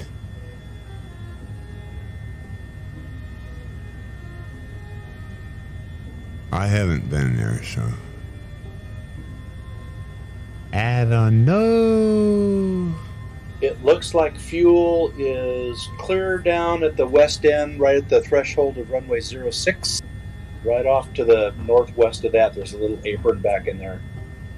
And I'm down here with all the people, and I don't see the fuel island, but admittedly, I'm looking at little nav map. They're showing the fuel island down by parking 16 and 17 down the west end of 06.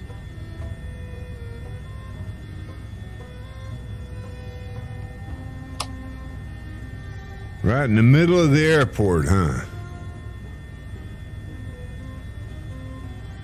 You don't come in from the north of or the east. You end up at the wrong end of the world, I think.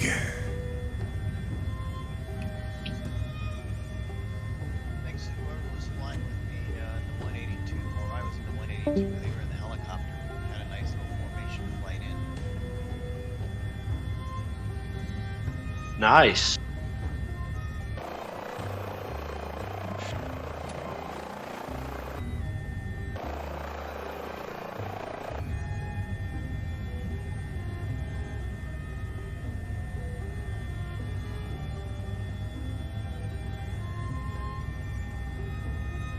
Tell you what, Bo Sada, Canada is a beautiful country. Oh, it's looking beautiful. I hope they have maple syrup up here. Hopefully. Hello, Inzan.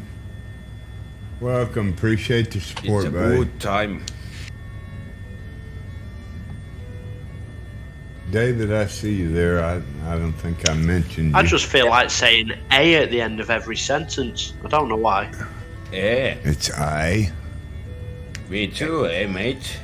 You Here's got the to fuel. say I. Rotating beacon. It's a beautiful country, eh? I. Oh, it is, eh? You got to add more I to your A. I.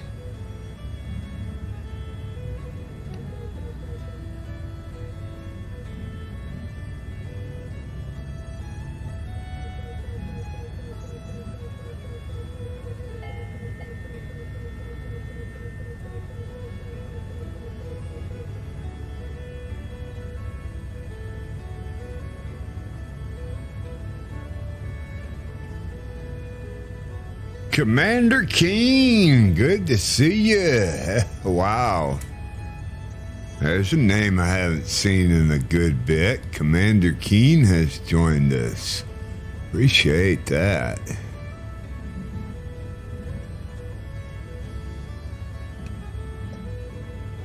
Cowbell, you didn't bring him in, did you?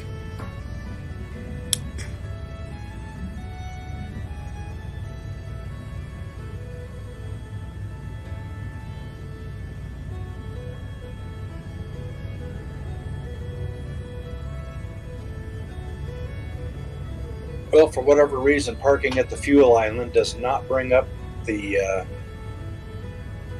fuel dialog box. Yeah, same for me. No matter what you do, huh? Sometimes you gotta park in front of the ATM over there.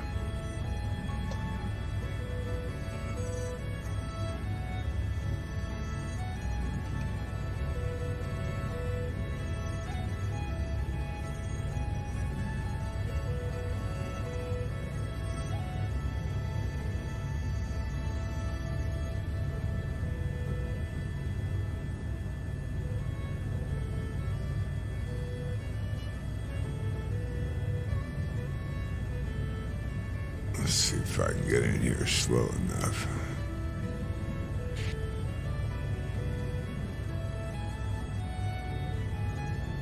Earless Badger actually in a DC-8. A DC-6, I'm sorry. Yeah, what am I thinking? Yeah. Nice.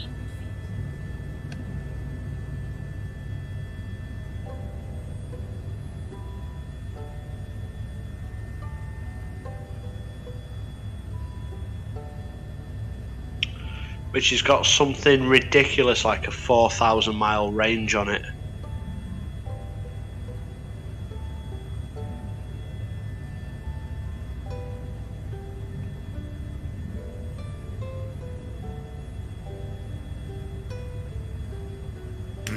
I'll be back in a couple of minutes. It's all right. Okay.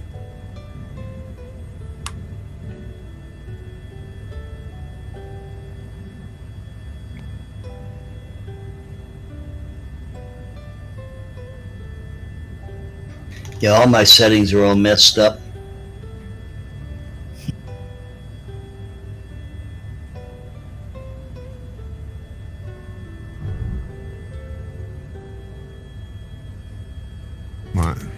Mine came up, you just have to roll your idle back and get close. Right up on top of it.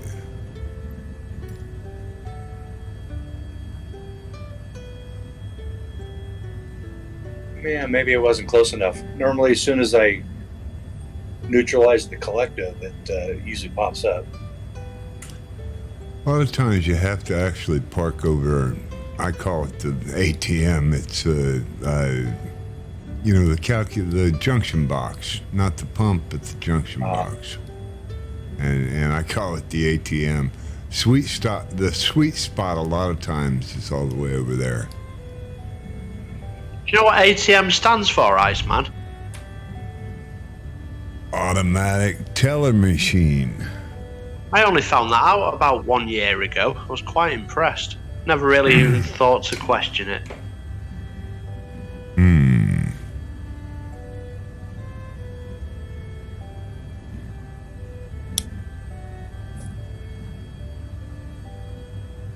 Only I think to buy gas in Alaska, it's not just a teller machine. I think it's also an automated bank loan machine.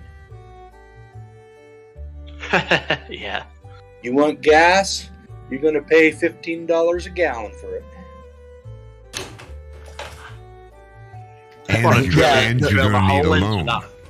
And you're going to need a loan and pay interest. That's right. Say you want to drill a hole into that pipe of theirs. I worked in aerospace for many years, and there was lots of acronyms. And many times I would ask, what does ABC mean? And people wouldn't know what it was. So there's a lot of unknowns going on in the aerospace world, which is a little frightening. Yeah, there's a lot, going on. That's alcoholic beverage control.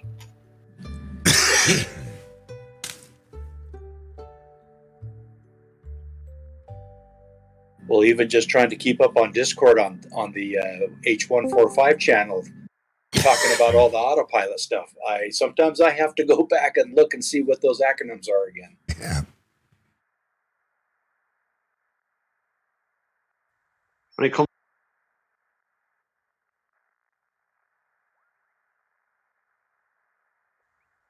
When it comes to aviation, there are a lot of acronyms going on, aren't there?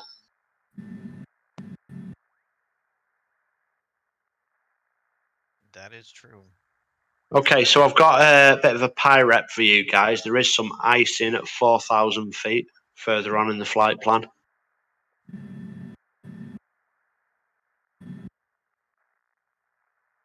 Do we need to be at 4,000 feet further on in the flight plan? No, but just in general, I'm at 4,000 feet and I'm picking up a lot of icing. Hey, I'm only trying to help. Iceman, you want to be true to your name and you want to come out of one of those clouds as a block of ice, then you go right ahead, my friend. Don't say I didn't warn you.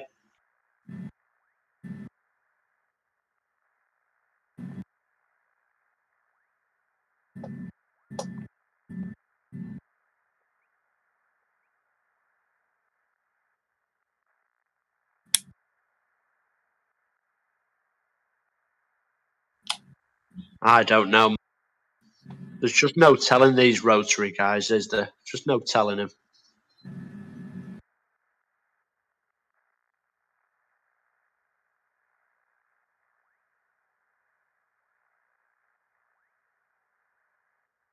Useful, funny. Oh, I only a really game. love that Sim Update 8. I just had a CDD, but I'm back in flight. Oh, no. Bummer. Okay, we'll wait on you. I'm back already. Are you back in the airport? Cool. I forget you got a fast computer.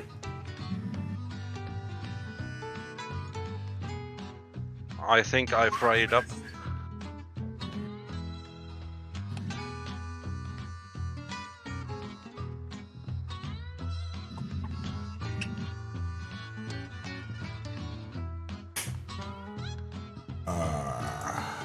I better run an ad.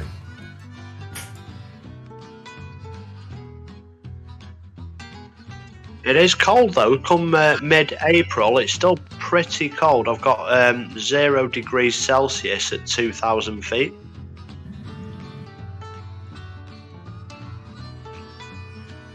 Mind you, I suppose that's quite warm for parts of Alaska.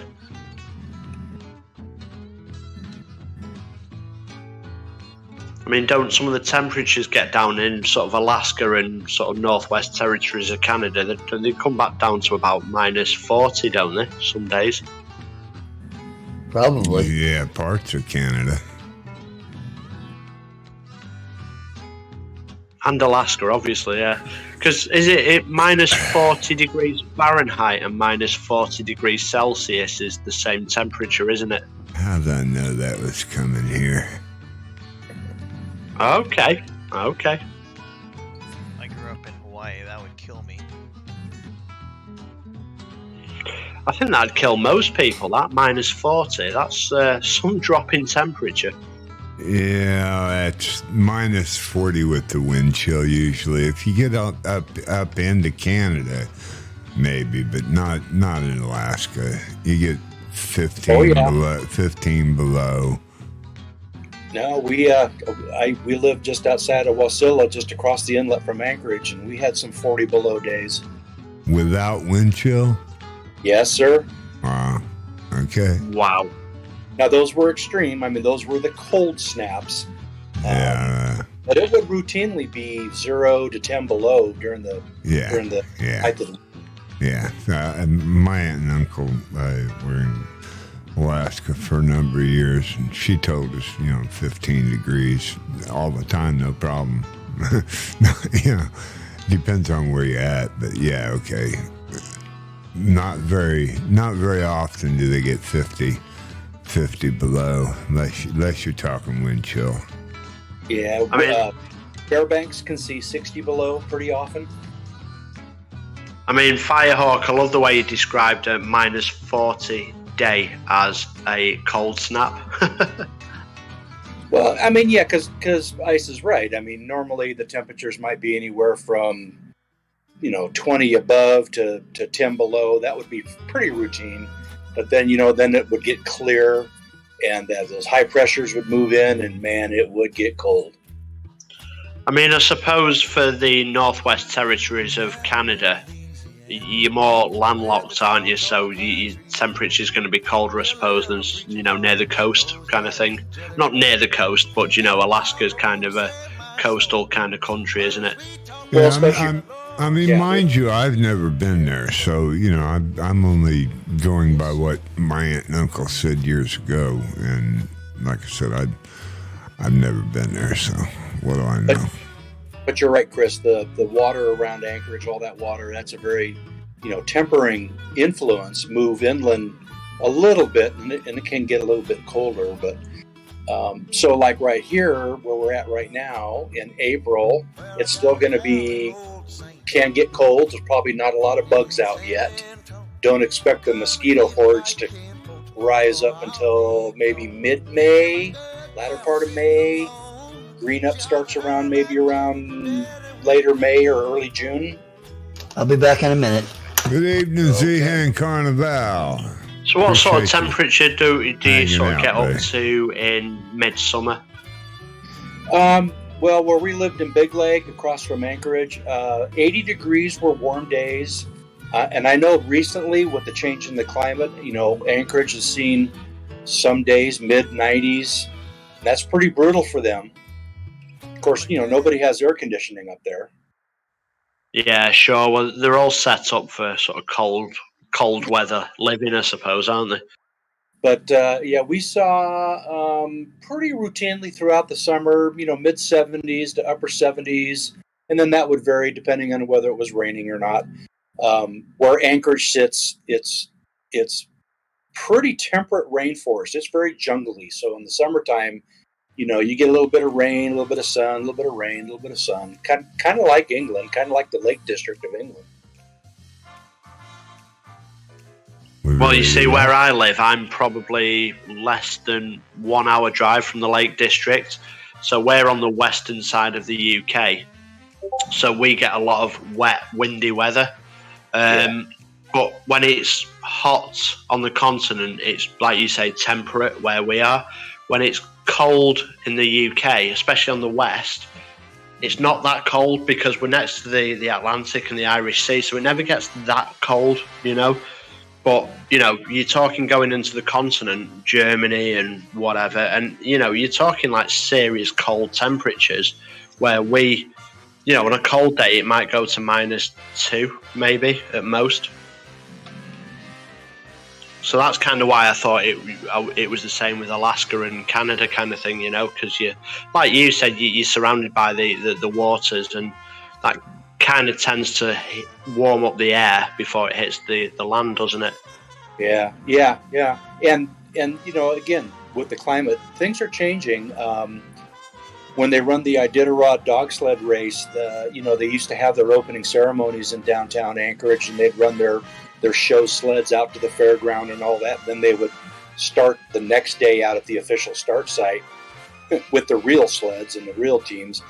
And over the last, say 15, 20 years, there's been lots and lots of years that there's no snow in Anchorage in February. They can't start the race in Anchorage. And, that's all part of that change. So, interestingly, one of the things we discovered, there's this phenomena in the wintertime where cold air, because of an inversion, gets packed up over the glaciers, especially up east of Anchorage, the Matanuska Glacier and some of those. That cold air stacks up in there and builds up and builds up and builds up. And then it's like an air dam. The dam will break and that cold air comes roaring down off those glaciers and down in the valley. And you think it would be cold, but as air descends and it compresses, it warms up. And we had one Christmas where we were outdoor barbecuing on Christmas Day, and it was about 55 degrees or so. But windy, that hot air, that hot wind blowing down through the valley. So yeah, it's just never know. Sorry. If you don't like it, if you don't like the weather, hang out for a few minutes because it's going to change. We ready to rock? Ready. Well, what's wrong? This is, I'm not sure when.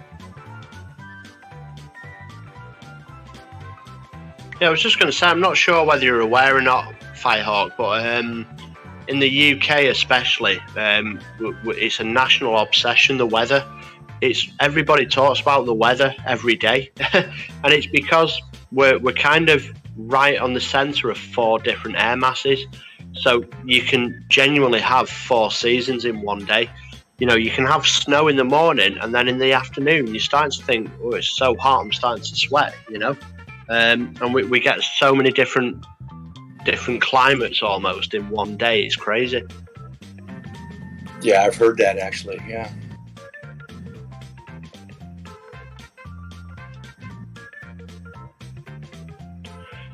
I was out last weekend. I was out in shorts and t-shirt on Saturday, and by the Monday it was snowing.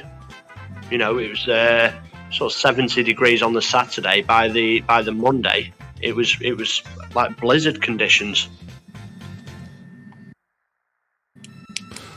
Well, I'm glad I don't live there. No, I'm glad you don't either. You keep trying to kill me. We've got beautiful weather here in South Carolina, man. It's just lovely. It's all about that sort of consonants and surrounded by what pressures and what air, isn't it? I mean, Boseda, what's Helsinki? What's the latitude of Helsinki? Is it about 56 or something, or is it less? I'd say 56 maybe. I'm not quite sure. But somewhere around 56, 58, I don't know. I can check it. You see, the point I'm trying to make is I live in Manchester in the UK, and Manchester is 53 degrees north. So we are on the same line of latitude as Moscow. And you look at a typical winter day where in Manchester to a typical winter day in Moscow, we're on the same line of latitude, but it's, you know, like an icebox in Moscow, where here it's like quite temperate. And it's because we live near the sea, you know, near the Atlantic Ocean. Well, I got Ready One and Isolator on the tarmac. Looks like still. Everybody else up. And Truck Matt. He said he'll be back in a couple of minutes. Well, how'd I miss him? I don't know. Iceman, he's starting the stream. I'm back. Hello, back.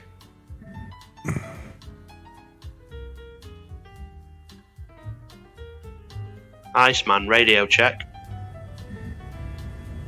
Donkey smell. Donkey shine. Yeah, I was just saying he's starting your stream. He says right back. Yeah, I say donkey smell. I mean donkey shin. Donkey shin. Something like that, anyway. Oh, you're trying to speak a foreign language. Yeah, you should know me. I can't speak English. I was going to say, try speaking English before you move on. Gotta learn that first. Roger. Well, on top of that, there's about 17 different dialects of American. America? America. I live in America.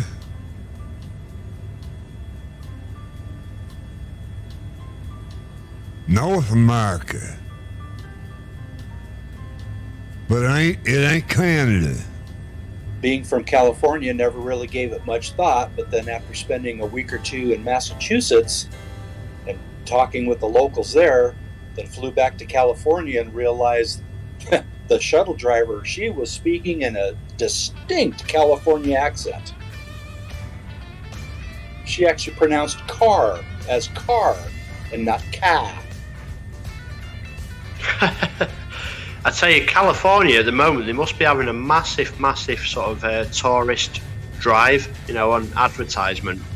Because every day now we're getting adverts on the TV for Visit California. Right now, the only thing on TV is the subway shooter and well, that's over.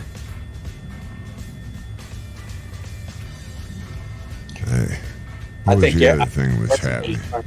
I think everybody's trying to advertise and get those tourist dollars back rolling again after the pandemic.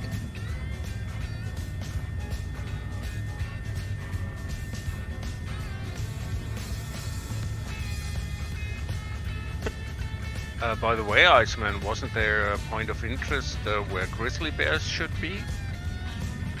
Oh, I don't know. Is there?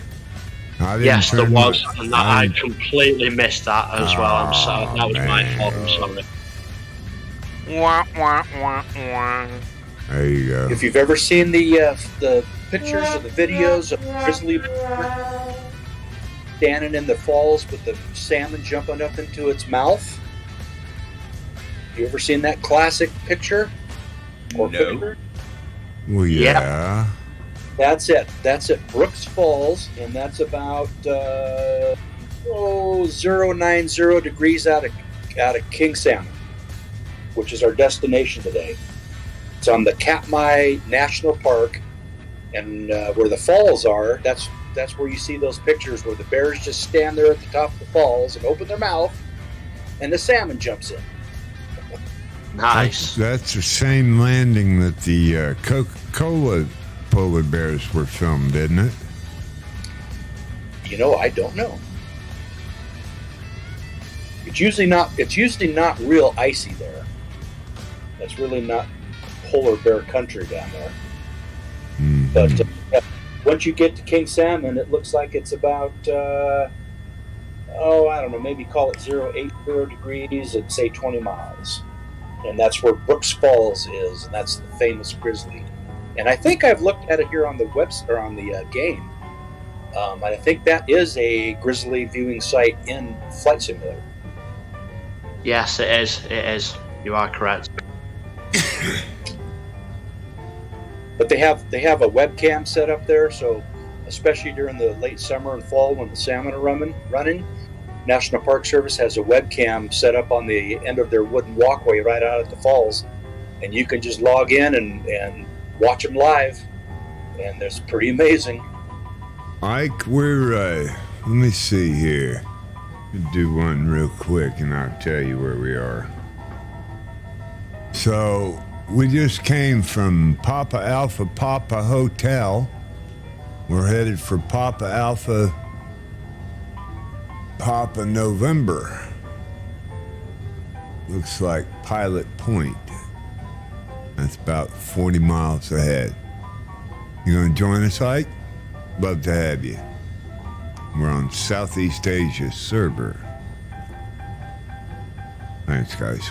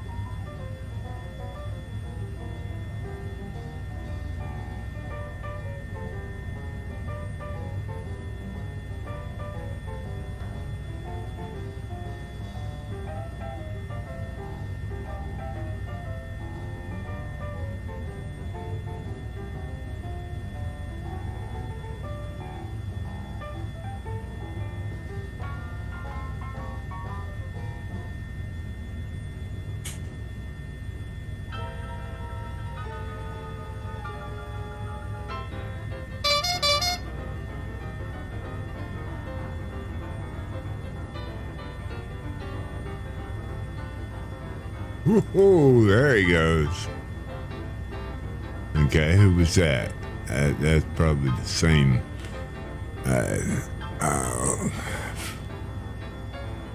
Yes. No, that was Cowbell Cody of all people. Finally got to get back in. There's some acrobatics.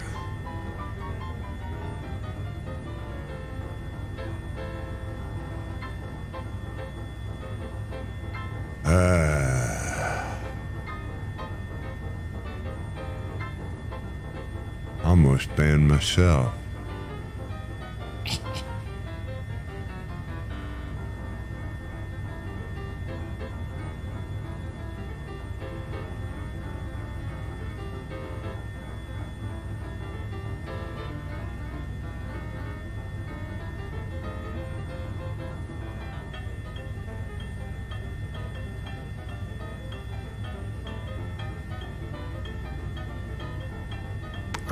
Had a CTD. see where we're at now. We're still. Oops. Oh, that wasn't the right one either. So we're coming up on Papa Alpha Papa November, David.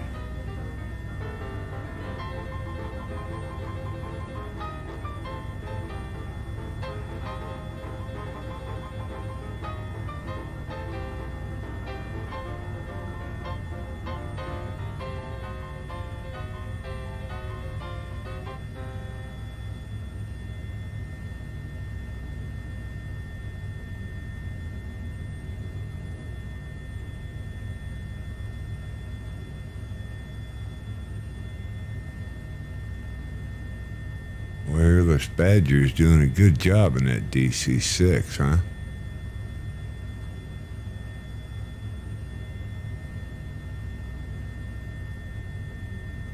Oh, I keep forgetting I'm pushed to talk on Discord. I say Earless Badger's doing a real good job in that DC-6, huh?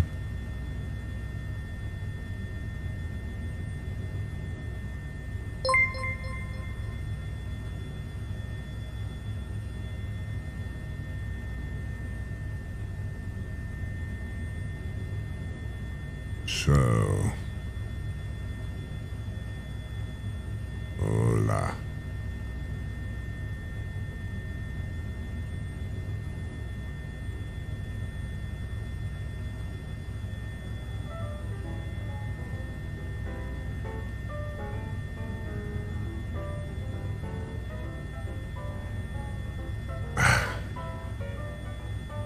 Oh, yeah. Hey, thanks there, TSM, or T-Smasher 1959. Appreciate the follow there. Welcome to the Ice Bucket. I don't recognize the handle. Are you a streamer or a flight simmer? Welcome anyway. You're welcome to lurk if you're a lurker. That works too. I appreciate the follow. T-Smasher.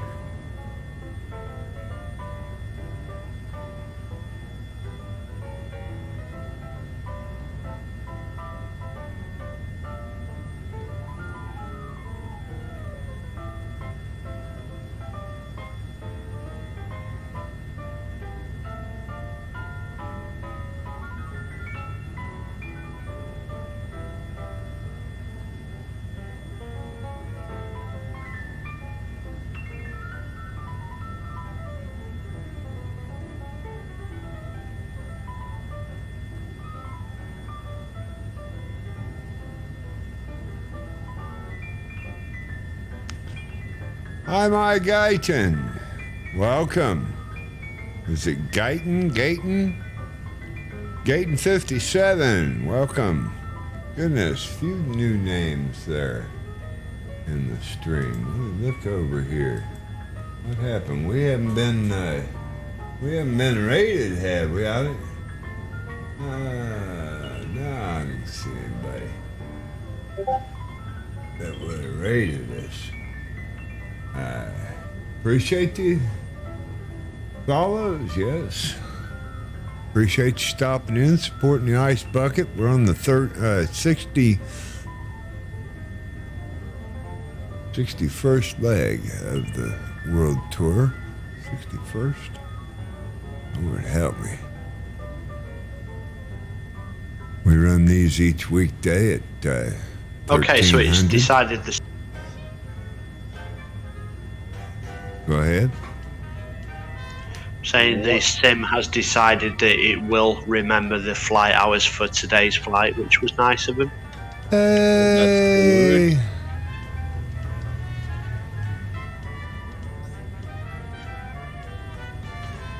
At least that much of it, huh? Well, I'm only about 100 hours away from where I was in January now. Right. I wouldn't speak that too loud. Now you're going to have to sacrifice an old hard drive to the Sobos altar Uh-oh. No, I think I've worked it out. What I've been doing, Firehawk, I've been praying to the Asobo gods in English, and I think I should have been doing it in French. And just in case in Latin. Yeah. Latin's the catch-all. What kind of currency do they use in France? Euro. They used to use the franc years ago. Yep. I've heard that they're changing the currency to the Macron.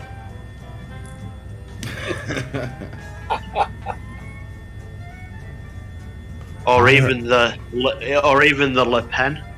Who knows? I saw that nice young lady. Boy, she's not a bad looker there, Bozetta.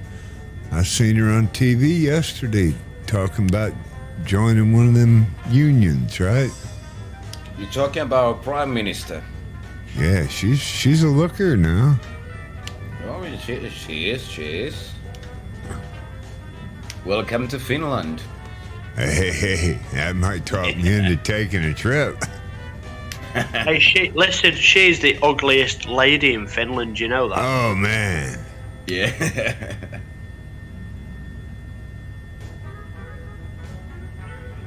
So what's going on with the NATO membership, Bosader? They just submitted a report to the parliament. The government submitted. I think the decision will come in weeks. Do you think it'll actually happen? Well, I think if it's up to us, we will join. I think, but there's still those 30 countries that has to say yes. But I think like 99% chance that we will get in and join some kind of alliance. You see, the NATO countries have already said if they apply, we will accept. That's kind of what I'm hearing. Yeah, they've been talking about the door is open for so many years, and especially now that it would be kind of weird to keep us out. You see, I think once you do it, I think Sweden would, it's kind of, I think you'd both do it together. She was up there right next to that woman in Sweden, too. Yeah, she had a meeting with the Prime Minister of Sweden on Wednesday, yesterday, yeah. And I was reading the Swedish Express magazine, and a guy was writing that Sanna Marin, the Prime Minister of Finland, basically just came to Sweden and said, hey, now it's time, let's go to NATO. I mean, I don't think people realise, Bosader, that actually Sweden and Finland are actually got quite a military, You've got quite a strong military, haven't you? Yeah, we have maintained it and upheld it and renewed it ever since the last war, the Second World War, because, well, we have a kind of bigger neighbor and more bully. The Swedish army isn't, well, it's now better, but they kind of let it ruin during the Cold War. And at some time they had some problems recruiting new people because they had a conscript army. Then they went to what's the opposite? I think I'm gonna have to take this flight sim out and reinstall it. No. Not again. No. What did you say, Chris? I think it's a professional army, isn't it, as opposed to conscript? Yeah, professional army. Yeah, they changed to that.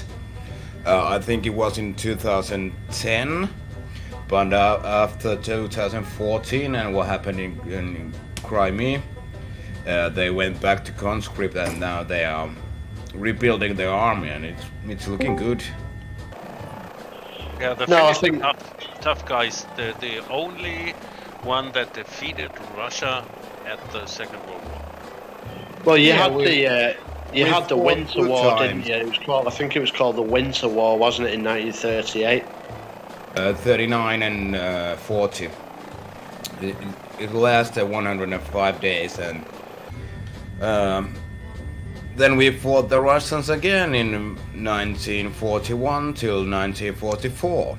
Got a couple of new flyers with us. I got on Twitch, I think his handle is Mike Gayton or Mike Guyton 57, and I'm not sure who that is behind us, but I was looking back there, and El Norn is a new name. Welcome in the TBM 9. Zehan Carnival's flying with us. V-Dub, that's a new name. Ike has joined the flight. He may be lagging a bit. I think he's just come in. Firehawk, appreciate everybody. And I'll let y'all get back to your conversation. Thank you. Welcome all new flyers.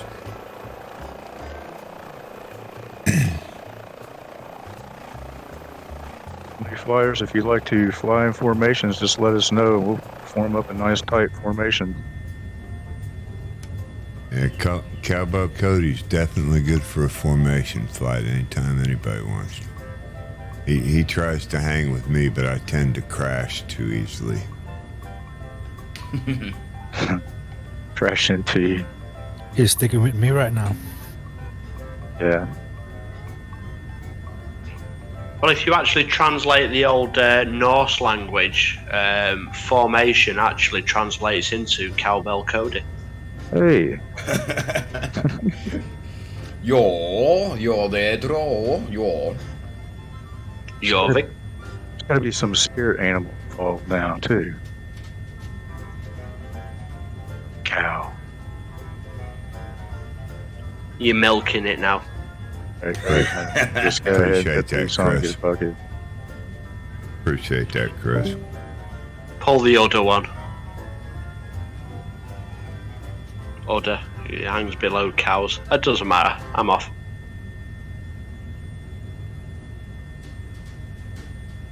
How you getting on, Matt?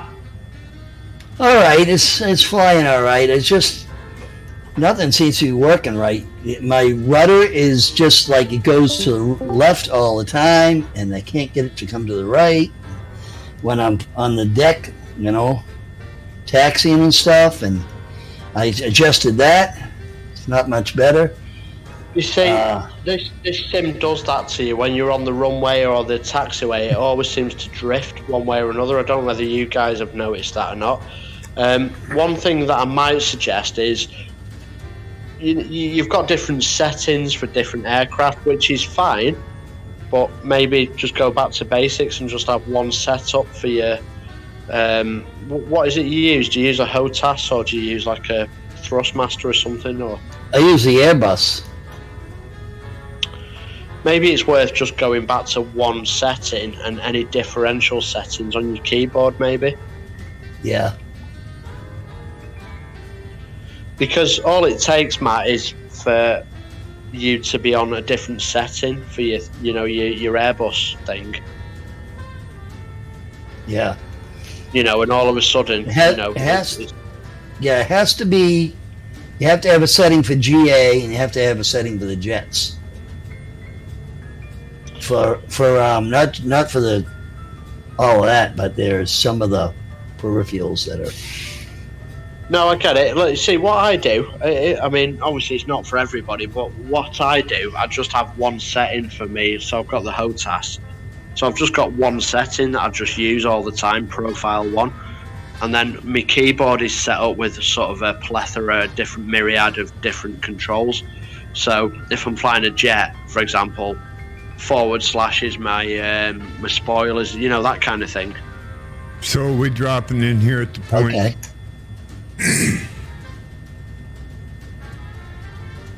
Are we dropping in here at the point of touch and go, or you want to ride, or what do you want to do?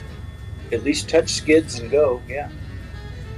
I'd say touch and go. We just got off the deck, so. Yeah.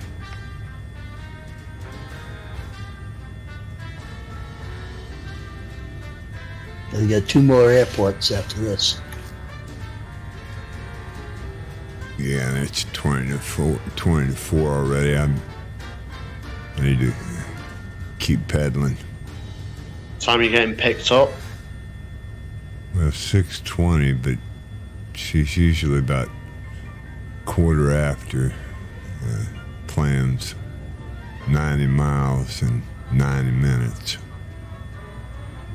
Wow, are you flying?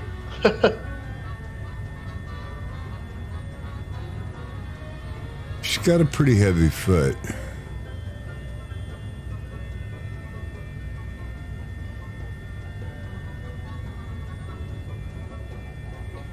Looks like what's that a boy staying ahead too. I had a teacher, and it was a nun, and when she died, this other nun was telling me, because I met this other nun that I was talking to, knew her. She said, yeah, she had a lead foot. She said, and she had the tickets to show it. Yeah, I was going to say, Matt, I've always meant to speak to you about this. It sounds like we've had the same sort of upbringing, you know, Catholic upbringing and stuff. And my sister went to a school, secondary school, like what you'd call a high school, which was run by nuns. You think your daddies might have been related? Is that what you're saying? No. Listen, we're all related somewhere along the line. That's right. Everybody in Ireland is related, because how can you be on an island for, you know, when there was no transportation other than boats, you know? And that was only going back to 2017. Yeah. St. Patrick drove all the snakes out of Ireland, and they get off a boat in New York. Mike 8 and 57, I don't know who you are, but in the sim. And they call them immigrants. I don't see When all you the back snakes there. slithered to Washington, D.C. Ouch.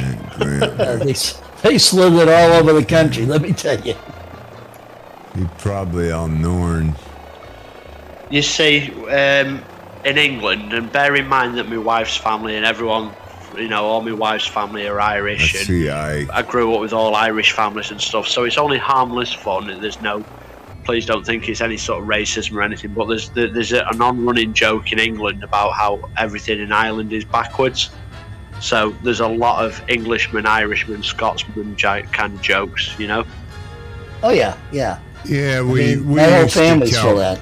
Yeah, we used to tell Polish jokes, and I don't know, I think they're all in poor taste, personally. Well, we used to do the Italians, because the Italians lived up on the other street, you know? Yeah, and all the Irish lived down on one side, and the Italians lived up in the back of us, and we used to tell the Italian jokes, you know? Yeah, that too. The Polish jokes would get really big when Pope John Paul was in, you know, when he was Pope.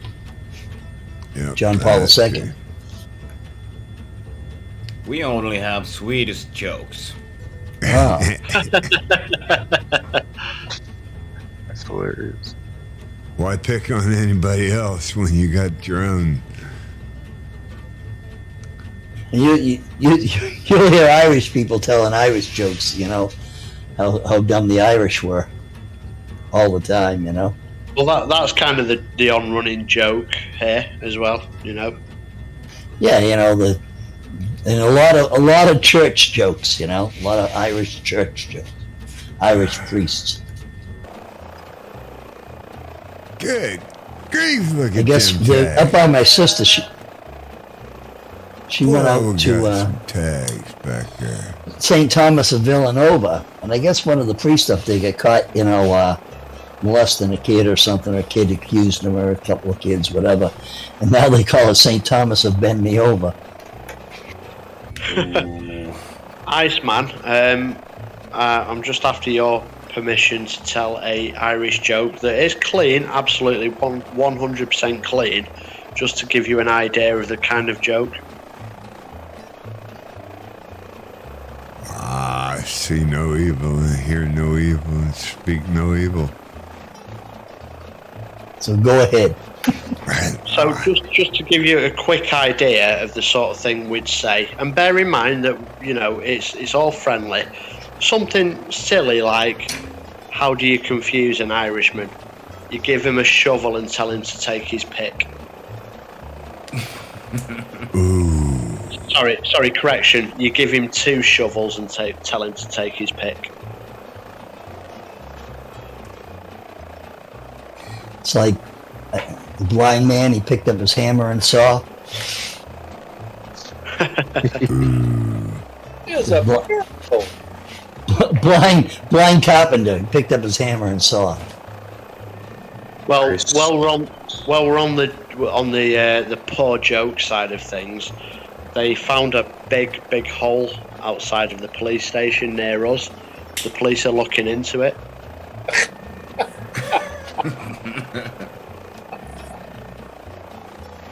Were they digging for gold? The problem you had though as well, somebody stole the toilet and the police said they've got nothing to go on.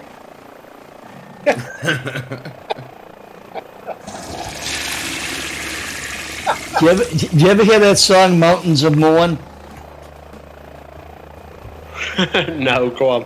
It goes, part of it goes like the guy's immigrating from Ireland to England, and he's walking down the street, and he asks the guy, "What are you all doing?" They're all, repairing the street and digging holes and stuff. He says, "We're digging for gold." He writes home and says, "Yeah, well, I took up digging for gold, but I'm not getting any."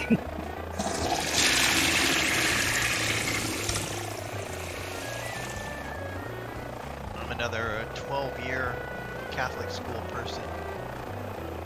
I was even in I was even an altar boy, but I did it like a mercenary thing because there was this kid I was playing with, and the priest came out and took him away because they didn't have an altar boy for a wedding, and he came back with $5 in his pocket. So I didn't know they got tipped. So I said, "Sign me up," and I did that for about 2 years, but didn't make much money. Hey, listen, I'm with you. I was an altar boy as well with my cassock and cotter, and exactly the same. You saw what these guys made around Easter time. That kind of, you did overtime, didn't you? As an altar boy, there was an overtime available. Well, we got weddings, and sometimes somebody slip you a little money for a funeral. We had a parish. Yeah. We had a parish priest die, and the pastor, Monsignor Foley, they had been together at this parish for years. And, he was walking by the casket, and I was standing there, and he almost fell, and I grabbed him. He looked, he was a mess. We had alcoholic priests, a rehabilitation center for alcoholic priests. And I think some of the bad priests got in there, and they never bothered any kids because no priest was allowed in the building. So I think in the schools, and I think that he knew what was going on years ago, and he never allowed it. He never allowed, unless the Sister Superior was in that classroom with the teacher and the priest. Well, when we got married, obviously we got married under the sort of Catholicism banner, me and my wife. And what you have to do, I don't know whether it's the same anywhere else, but certainly in England, if you get married in the Catholic Church, you have to go to one of these kind of day events where it's all about staying together and not getting divorced and stuff like that. And then you have to go and actually have a meeting with a priest after it. And without going too much into detail, in football and what you guys probably call soccer, what you do, you actually part of the game, you cross the ball. So, from the wing into the centre, you cross the ball. It's called crossing. And yeah, come on, right there for a shot. And the priest was basically saying, "Oh yeah, well I used to play football as a young man, and obviously he's a priest." So I come out with a joke. "Oh, okay, I bet you had a good cross on you." Obviously, being the joke. Not amused is probably the best way to describe it. Not amused. One of those crickets chirping moments. Yeah, the tumbleweed and everything, Firehawk. In America, you have to go through, and most of the churches, not just the Catholic Church, has like a 1-week seminar you have to go through. Some of the churches take you on a trip, you know, where you go, the priest goes, and a whole group of people getting married all go, you know, from different parishes, and they all go on this trip for a week. And I mean, they don't live together in the room, but they are together, you know, and it's just see how things go. The priest kind of oversees everything, you know. No, definitely. Listen, at the time, my wife said to me, look, if you keep making jokes like that, I'm not going to marry you. And I said to her, well, you drive a hard bargain, but you've got yourself a deal.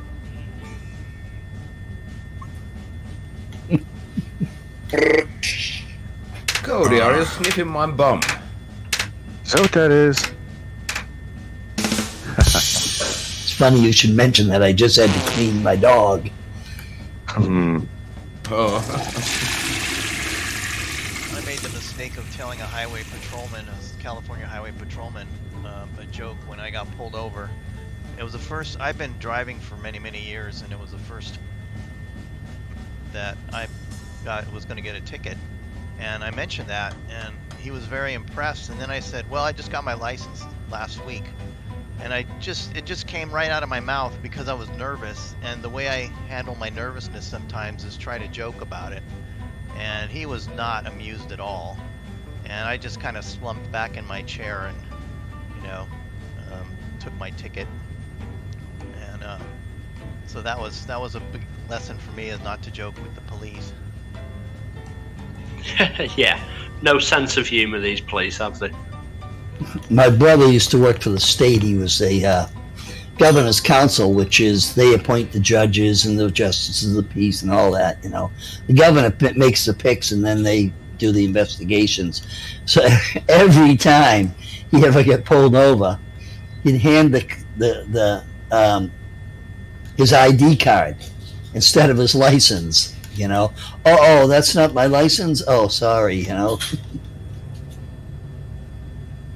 But they would never mess with they'd never mess with the governor's council, because they knew if he walked in the courtroom, the judge is just going to say dismissed. You know.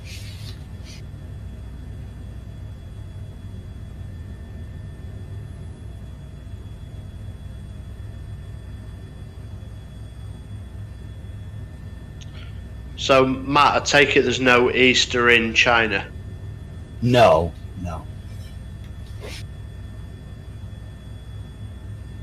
Please, they're lucky. They had some like denomination churches, you know, and they were, you know, people would go on Sundays and stuff.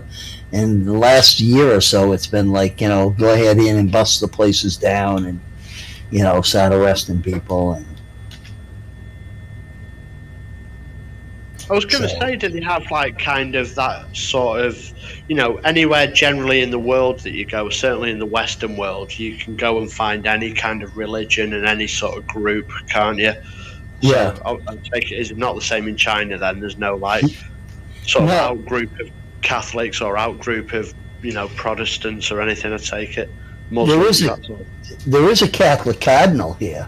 I don't know, and there's two Catholic churches in this city, you know, but they're highly watched. You know, they make a political statement. That's it. The priest gets arrested. You know, so they stick strictly to the mass. No, I was just wondering, really. It's just interesting, you know, because, like you say, you go anywhere in the Western world, and there's always a group of people or a community of pretty much anywhere in the world, isn't there? In your country, kind of thing, generally speaking. Oh yeah, you can have any kind of religion. You can worship the devil; they don't care, as long as you're not disturbing anybody, you know, forcing anybody. That's fine.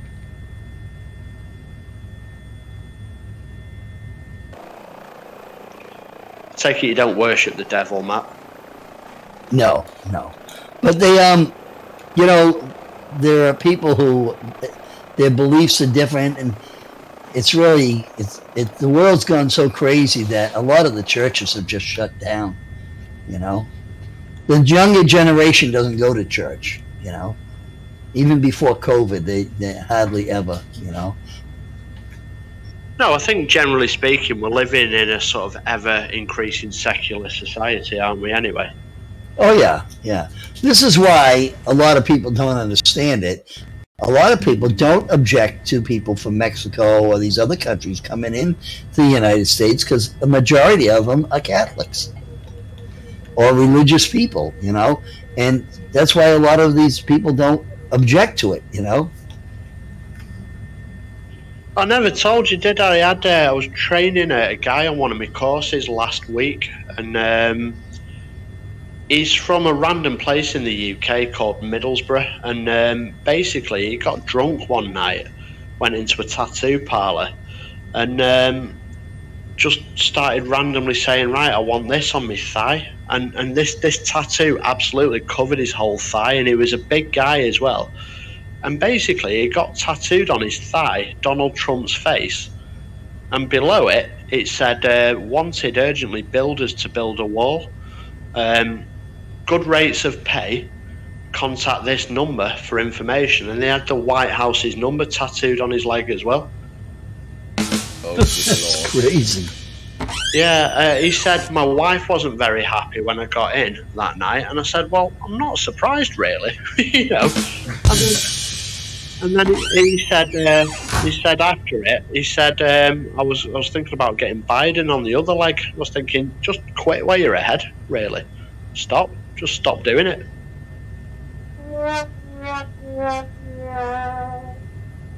No, but I was saying like you can imagine that this guy was about 25, 26 years old. Can you imagine in 20 years' time, 30 years' time, he's still got that on his leg?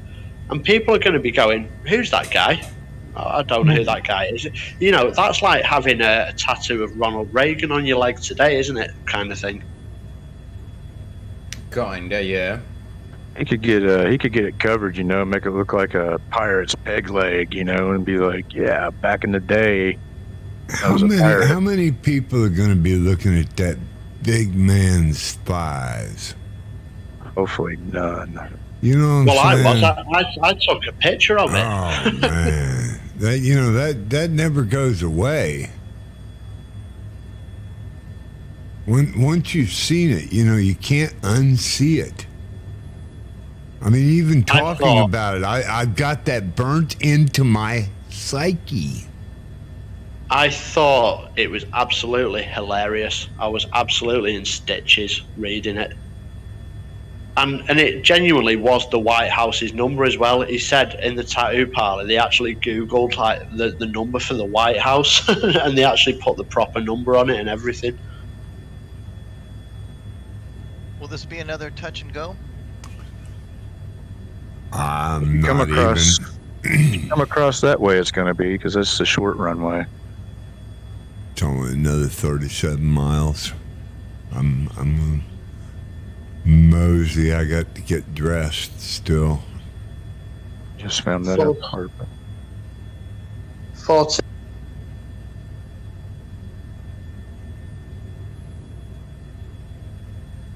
As he says it again. What would you say, Chris? I said on Twitch, 14 viewers. 14. Nice. I saw 17 a while ago. Yeah, if you look at the stream right up at the top, in fact, it says 12 right now.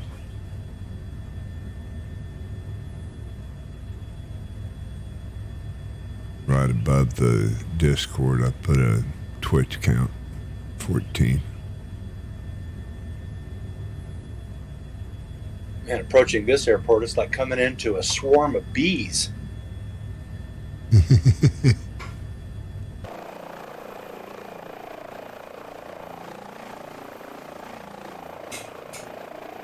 Yeah, really just being in this airspace is kind of dangerous. There's a lot of us out here today.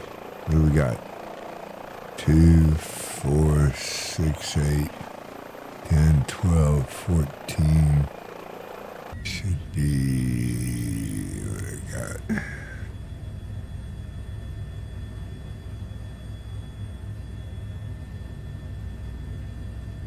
Imagine doing this in what sim? You would probably send the controller over the edge. Oh yeah. He'd send me over the edge. He would not be very happy with us.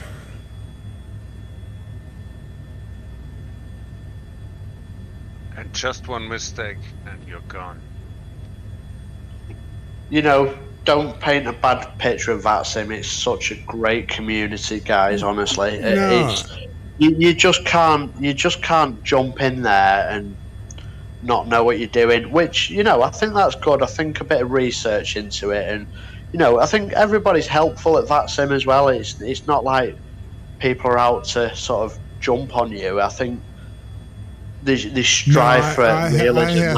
I have to agree. I was called down by the supervisor. I was in the wrong. He was very polite. I left because I was unprepared. I mean, if you're prepared, you know who's going to be speaking to you at what time, and whom you're speaking to. Then take good notes when they call it out because they want you to repeat it. Period. And that's exactly it. Have a pen, have a pad, and scribble it down as they say it. That's it. If you can't remember to call it back to him off the top of your head after he does, and you better remember it after then, just don't call it back to him. But yeah, as long as you're prepared. Listen, I was flying for years on VATSIM, and I always had a pen and paper, and as they said it, I always wrote it down. Yeah, you need pen and paper. Yeah, absolutely. And you know what? If you don't hear something, or even if you don't understand something, just say, stand by, give yourself a bit of breathing room, and send the guy a message. Yeah, but I always remember the VATSIM guys are not being very nice to new guys that make mistakes, so I always felt better on Evow. No, like I said, the supervisor, spoke to me, was very, he wasn't unkind in any way. I knew I was wrong. I should have been more prepared. He would never have had to speak to me if I was prepared for the airport. I mean, the point you make about IVEO and VATSIM, do you know, I'm not sure whether you're aware or not, but about probably, probably about 8 or 9 years ago, there was actually a big talk about IVEO and VATSIM actually merging. I'm not sure if you were aware of that or not. Yeah, I remember it, yeah. I fly on both, never mind, but I think it's for new guys, it's embarrassing, so they won't come back. And that's the whole point. Like yeah. You got to have your ducks in a row. See Ike sneaking up there next to me. Come on up there, Ike. Personally, I think VATSIM's just alright. It's hard work sometimes. You've got to be ahead of your aircraft. You've got to expect what they're going to say, and you've got to be prepared, and you've got to put the work in to understand it before you do it. But I just think it's fantastic. Honestly, the immersion for me personally is just in there out of this world. I've been doing what I do is I did the same airport a couple of times. Good job. From the same two airports, from one to the other, and I wrote it down so I knew what I was doing, and just so I can get used to it and get practicing. Good job there, guys. A lot of good screenshots here. Thank you. Yeah, when it comes to VATSIM or anything, honestly, Matt, any issues, give me a shout, and I'm not saying you can't do it, obviously, because I'm sure you're more than capable, but give us a shout if you need any issues, sort of ironing out or whatever. And the other big thing for me with VATSIM, the big thing for me and for the guys, the European guys, Grantler, Boseda, if you've flown on VATSIM before, the hardest thing for me was probably the difference between flying in Europe and flying in the US on VATSIM.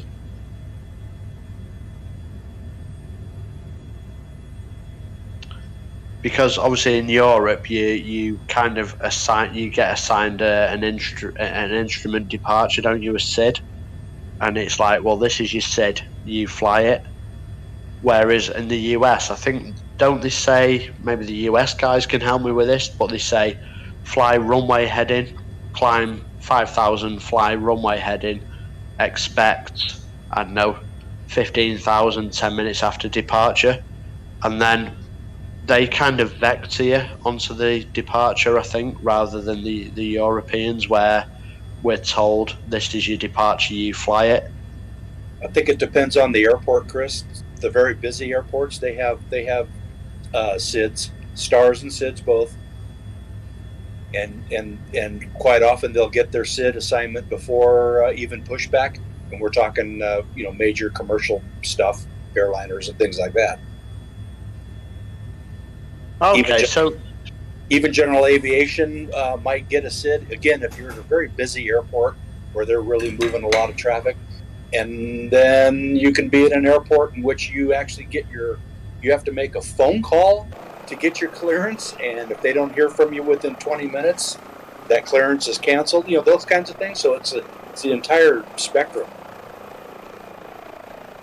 Right. Okay. So would they sort of, as a commercial flight, let's say out of, I don't know, LaGuardia, something like that, am I right in thinking they will say fly runway heading and expect a certain altitude 10 minutes after departure in case there's any sort of communication breakdown? But if there isn't, do they vector you onto the departure then from, let's say, LaGuardia? It probably they'll do that if it's going to, if they don't want to assign a SID. If for some reason there isn't a SID that's going to work, then they kind of go back to that manual mode. Otherwise, it's like, the SID Gulf departure to blah blah blah, and then as filed, and then you're gone. And again, so LaGuardia goes as much in Chicago, Miami, places like that. During the high traffic area volumes, they're just going to give you standard departure assignments generally, but it can vary. So there's your notepad, because you got to be ready to write that stuff down. Hey, that's right. Well, that's it, exactly, because you departed and they're saying, this is your departure, this is your runway. This is just the clearance, isn't it, by the way? So this is your departure, this is your runway, this is your squawk code, and information alpha QNH whatever 29.20 or whatever as well, and you end up scribbling all this down and reading it back, don't you? Yes. And again, that can vary. Again, the big airliners, they may have dispatch offices that are handling that, and by the time the pilots get ready for pushback, that all may be taken care of, and all they need to do is contact pushback control or ground control or tower, depending on, again, the airport. And they may have all that already, and I think what gets everybody by surprise is maybe you have all that, and then just as you're rotating and you're starting to climb out, maybe departure comes up and says, something's come up. And so now turn left 20 degrees, new heading 270, climb and maintain, and it just blows your clearance right out of the water. And now you're operating under new instructions, and then they might vector you back to where you were heading before. Again, you got to be ready to copy all of that and get it all straight. And in machine gun fire, they're busy talking to you, and they're busy talking to 20 different airplanes. No, and that's what I used to actually love about VATSIM, was that you're always learning. You never stop learning. So I'd been doing it at the time. We're talking years ago now, and at the time I'd been flying VATSIM for, I don't know, 9-10 months at the time, and I was told to go around, and it was like, whoa, I'm not prepared for this. For some reason, I was always just everything in my head. This is going to happen. This is going to happen. I'm going to land. I'll be handed over to ground, and I'll be given a taxi instruction. And it's go around, and it's like you're scrambling. What's that mean? What's go around mean? No, exactly. Well, no, I knew what go around meant, but it was I got a runway in front of me. I want to land. I don't want to go around. What do you mean go around? Exactly that, though. But I was like scrambling them for charts, thinking, well, I've not set this up. I've not set up my go around procedure. So where do I need to go? How high do I need to climb? Where do I hold? And it's kind of like, right, for next time I do it, I'm going to have my go around procedure all ready, all set up in the FMC or whatever, and and that's what's good about it. It kind of, I don't know, for me, the immersion aspect for VATSIM or something like that is unparalleled. It's unrivaled.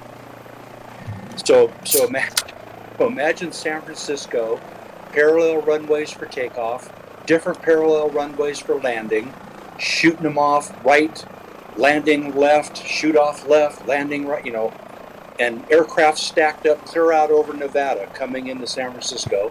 We're sitting in a little twin, maybe about 10th in line for takeoff, and an airplane in front of us takes off, and the baggage door in the nose opens up. This is a small twin.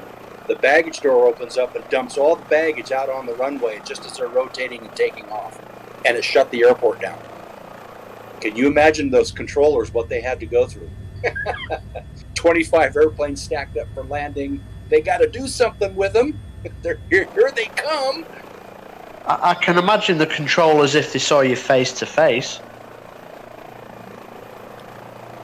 In my real life flight training, that was the most difficult thing to deal with, was the communications part.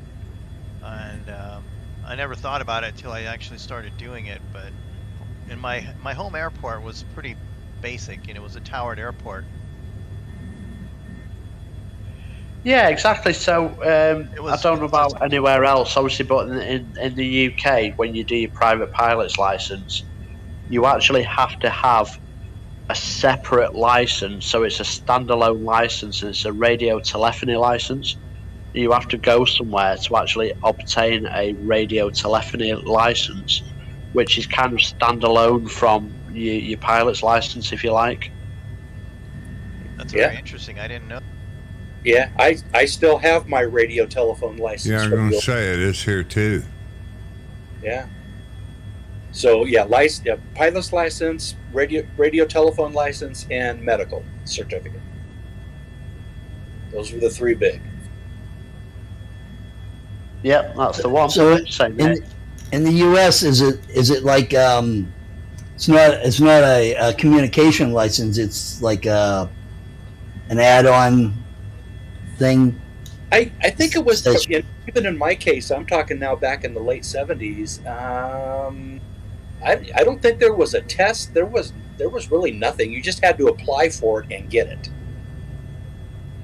Oh no, we had a test. We had to do like an oral test. So we had to go to an airport, to a building at an airport. You'd go in, and you'd sit there with a screen, and there was a blank screen between you and the guy next to you. You'd have earphones on, and he'd actually issue you instructions, and you'd have to react to those instructions. So it's a proper oral exam we had to do. And I remember when we'd finished, he'd said, "Congratulations, you've got your radio telephony license." And this is before you'd actually gained your actual private pilot's license. And he actually said, "So you are now qualified to, if in theoretically speaking, sit on the cockpit or the flight deck of, I don't know, a British Airways 747, and you can now talk to the controllers. So you've legally got that right now to talk to air traffic control from the flight deck of a 747 kind of thing." Are we headed to the final airport? I am. Yep. Okay. All ready.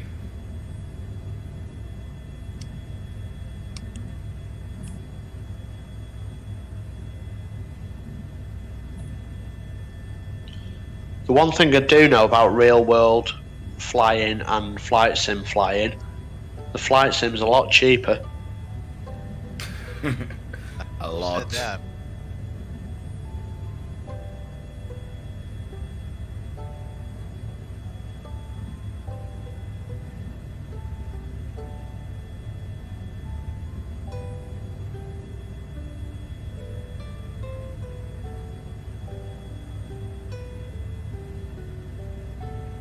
Yeah, that's why I had to bail out of my. It was just getting to be too much money. Oh, it's just a hole that sucks money into. I actually stopped flying because here in my town, aviation is virtually dead, and there was really nothing to rent. I really wasn't interested in buying again. And you go up to rent an airplane, a battered old 40-year-old Cessna 172 with the upholstery falling apart, and they still want $140 an hour, to rent this thing. Half the radios aren't working. It's just dismal, and I actually just stopped flying because there's nothing to fly here. I wonder if anybody knows we started at packed, and now we're going to packing. So now we're packing for what? Packing to go on a trip. Packing salmon. You're packing salmon in your igloo ice cooler for the flight out. Roger, on the ice bucket. We're packing ready to go to the US, aren't we? Packing the ice bucket. You need to go on to Canada. We're gonna stop in Squamish on the way, and I think we'll leave you. You probably can't land there anyway. I mean, there's a race. You're just going to leave me on the tarmac like a lost piece of baggage. There's a fixed wing racetrack there. You won't like that, would you? I just don't think you should be leaving me like a lost piece of baggage, to be honest with you. I forgot. You can't download it anyway. No, that's true. That's true. Having said that, I have a lot less problems than you PC guys. Now we're started. Yeah, that's right. I think Squamish is in your sim. It's just not gonna look. You're not gonna have the racetrack and stuff. That's okay. I'll make my own racetrack. I'll go and play on my own. So tell me something. Take your ball and play by yourself. Chris, why do you insist that Alaska is part of Canada? Because it winds Americans up by saying it. He thinks it's annoying. I was just curious. I was just curious because it's like saying, America's part of Mexico. Which part of it was? No, Texas was all Mexico. He thinks it winds me up. No, I don't. I know it does.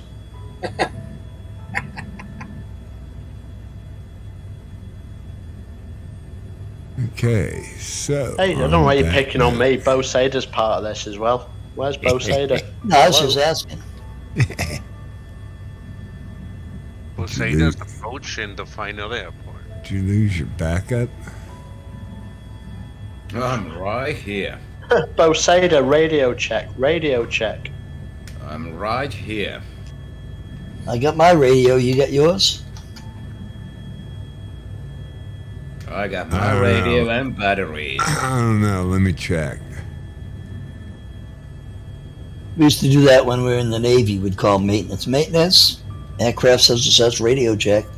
Yeah, I got my radio. Just to answer your question, really, Matt, the only reason I say things like, Alaska's part of Canada is pretty much the same reason when I miss a flight and an Iceman decides to do it on my doorstep. Okay. I think it's called banter, isn't it, Iceman? Banter? Is that the right word? Yes. Yeah, banter.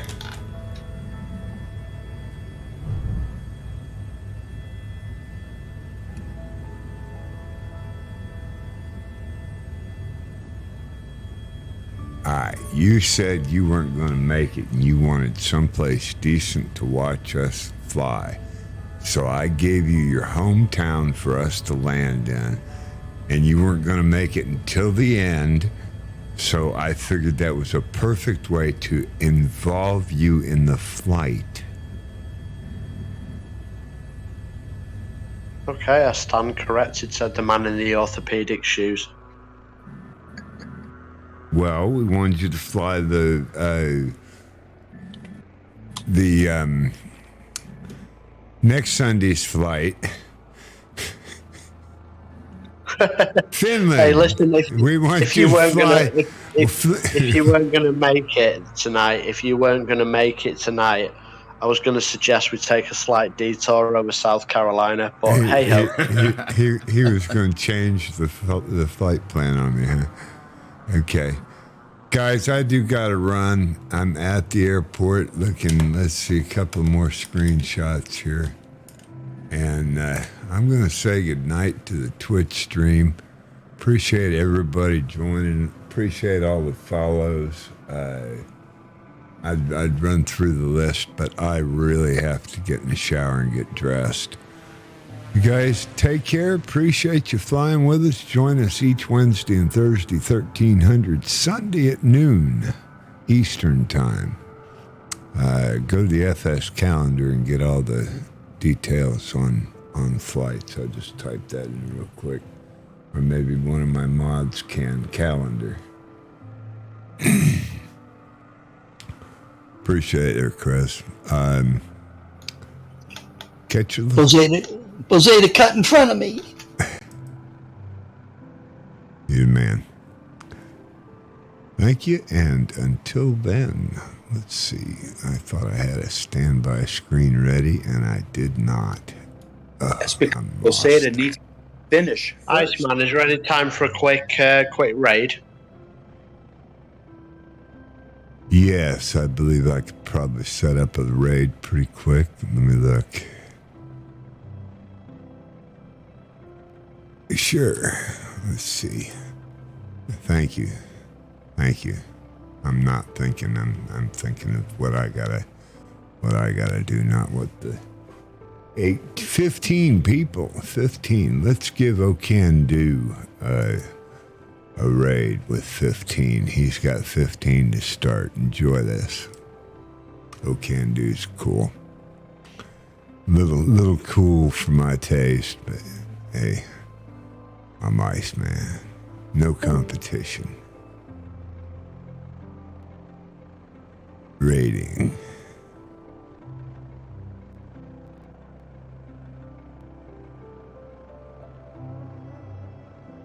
That was beautiful.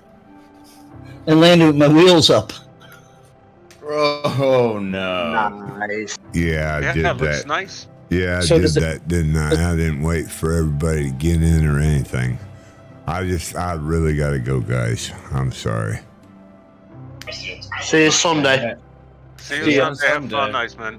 Yes, and I've still got to schedule Wednesday and Thursday's flight, but I'll do that probably when I get home this evening. Thank you, guys. Appreciate it. All of you. Thank you. So, Matt, are you finding it takes a little more power to taxi? No, I got it. I got the wheels down. I just landed, and then I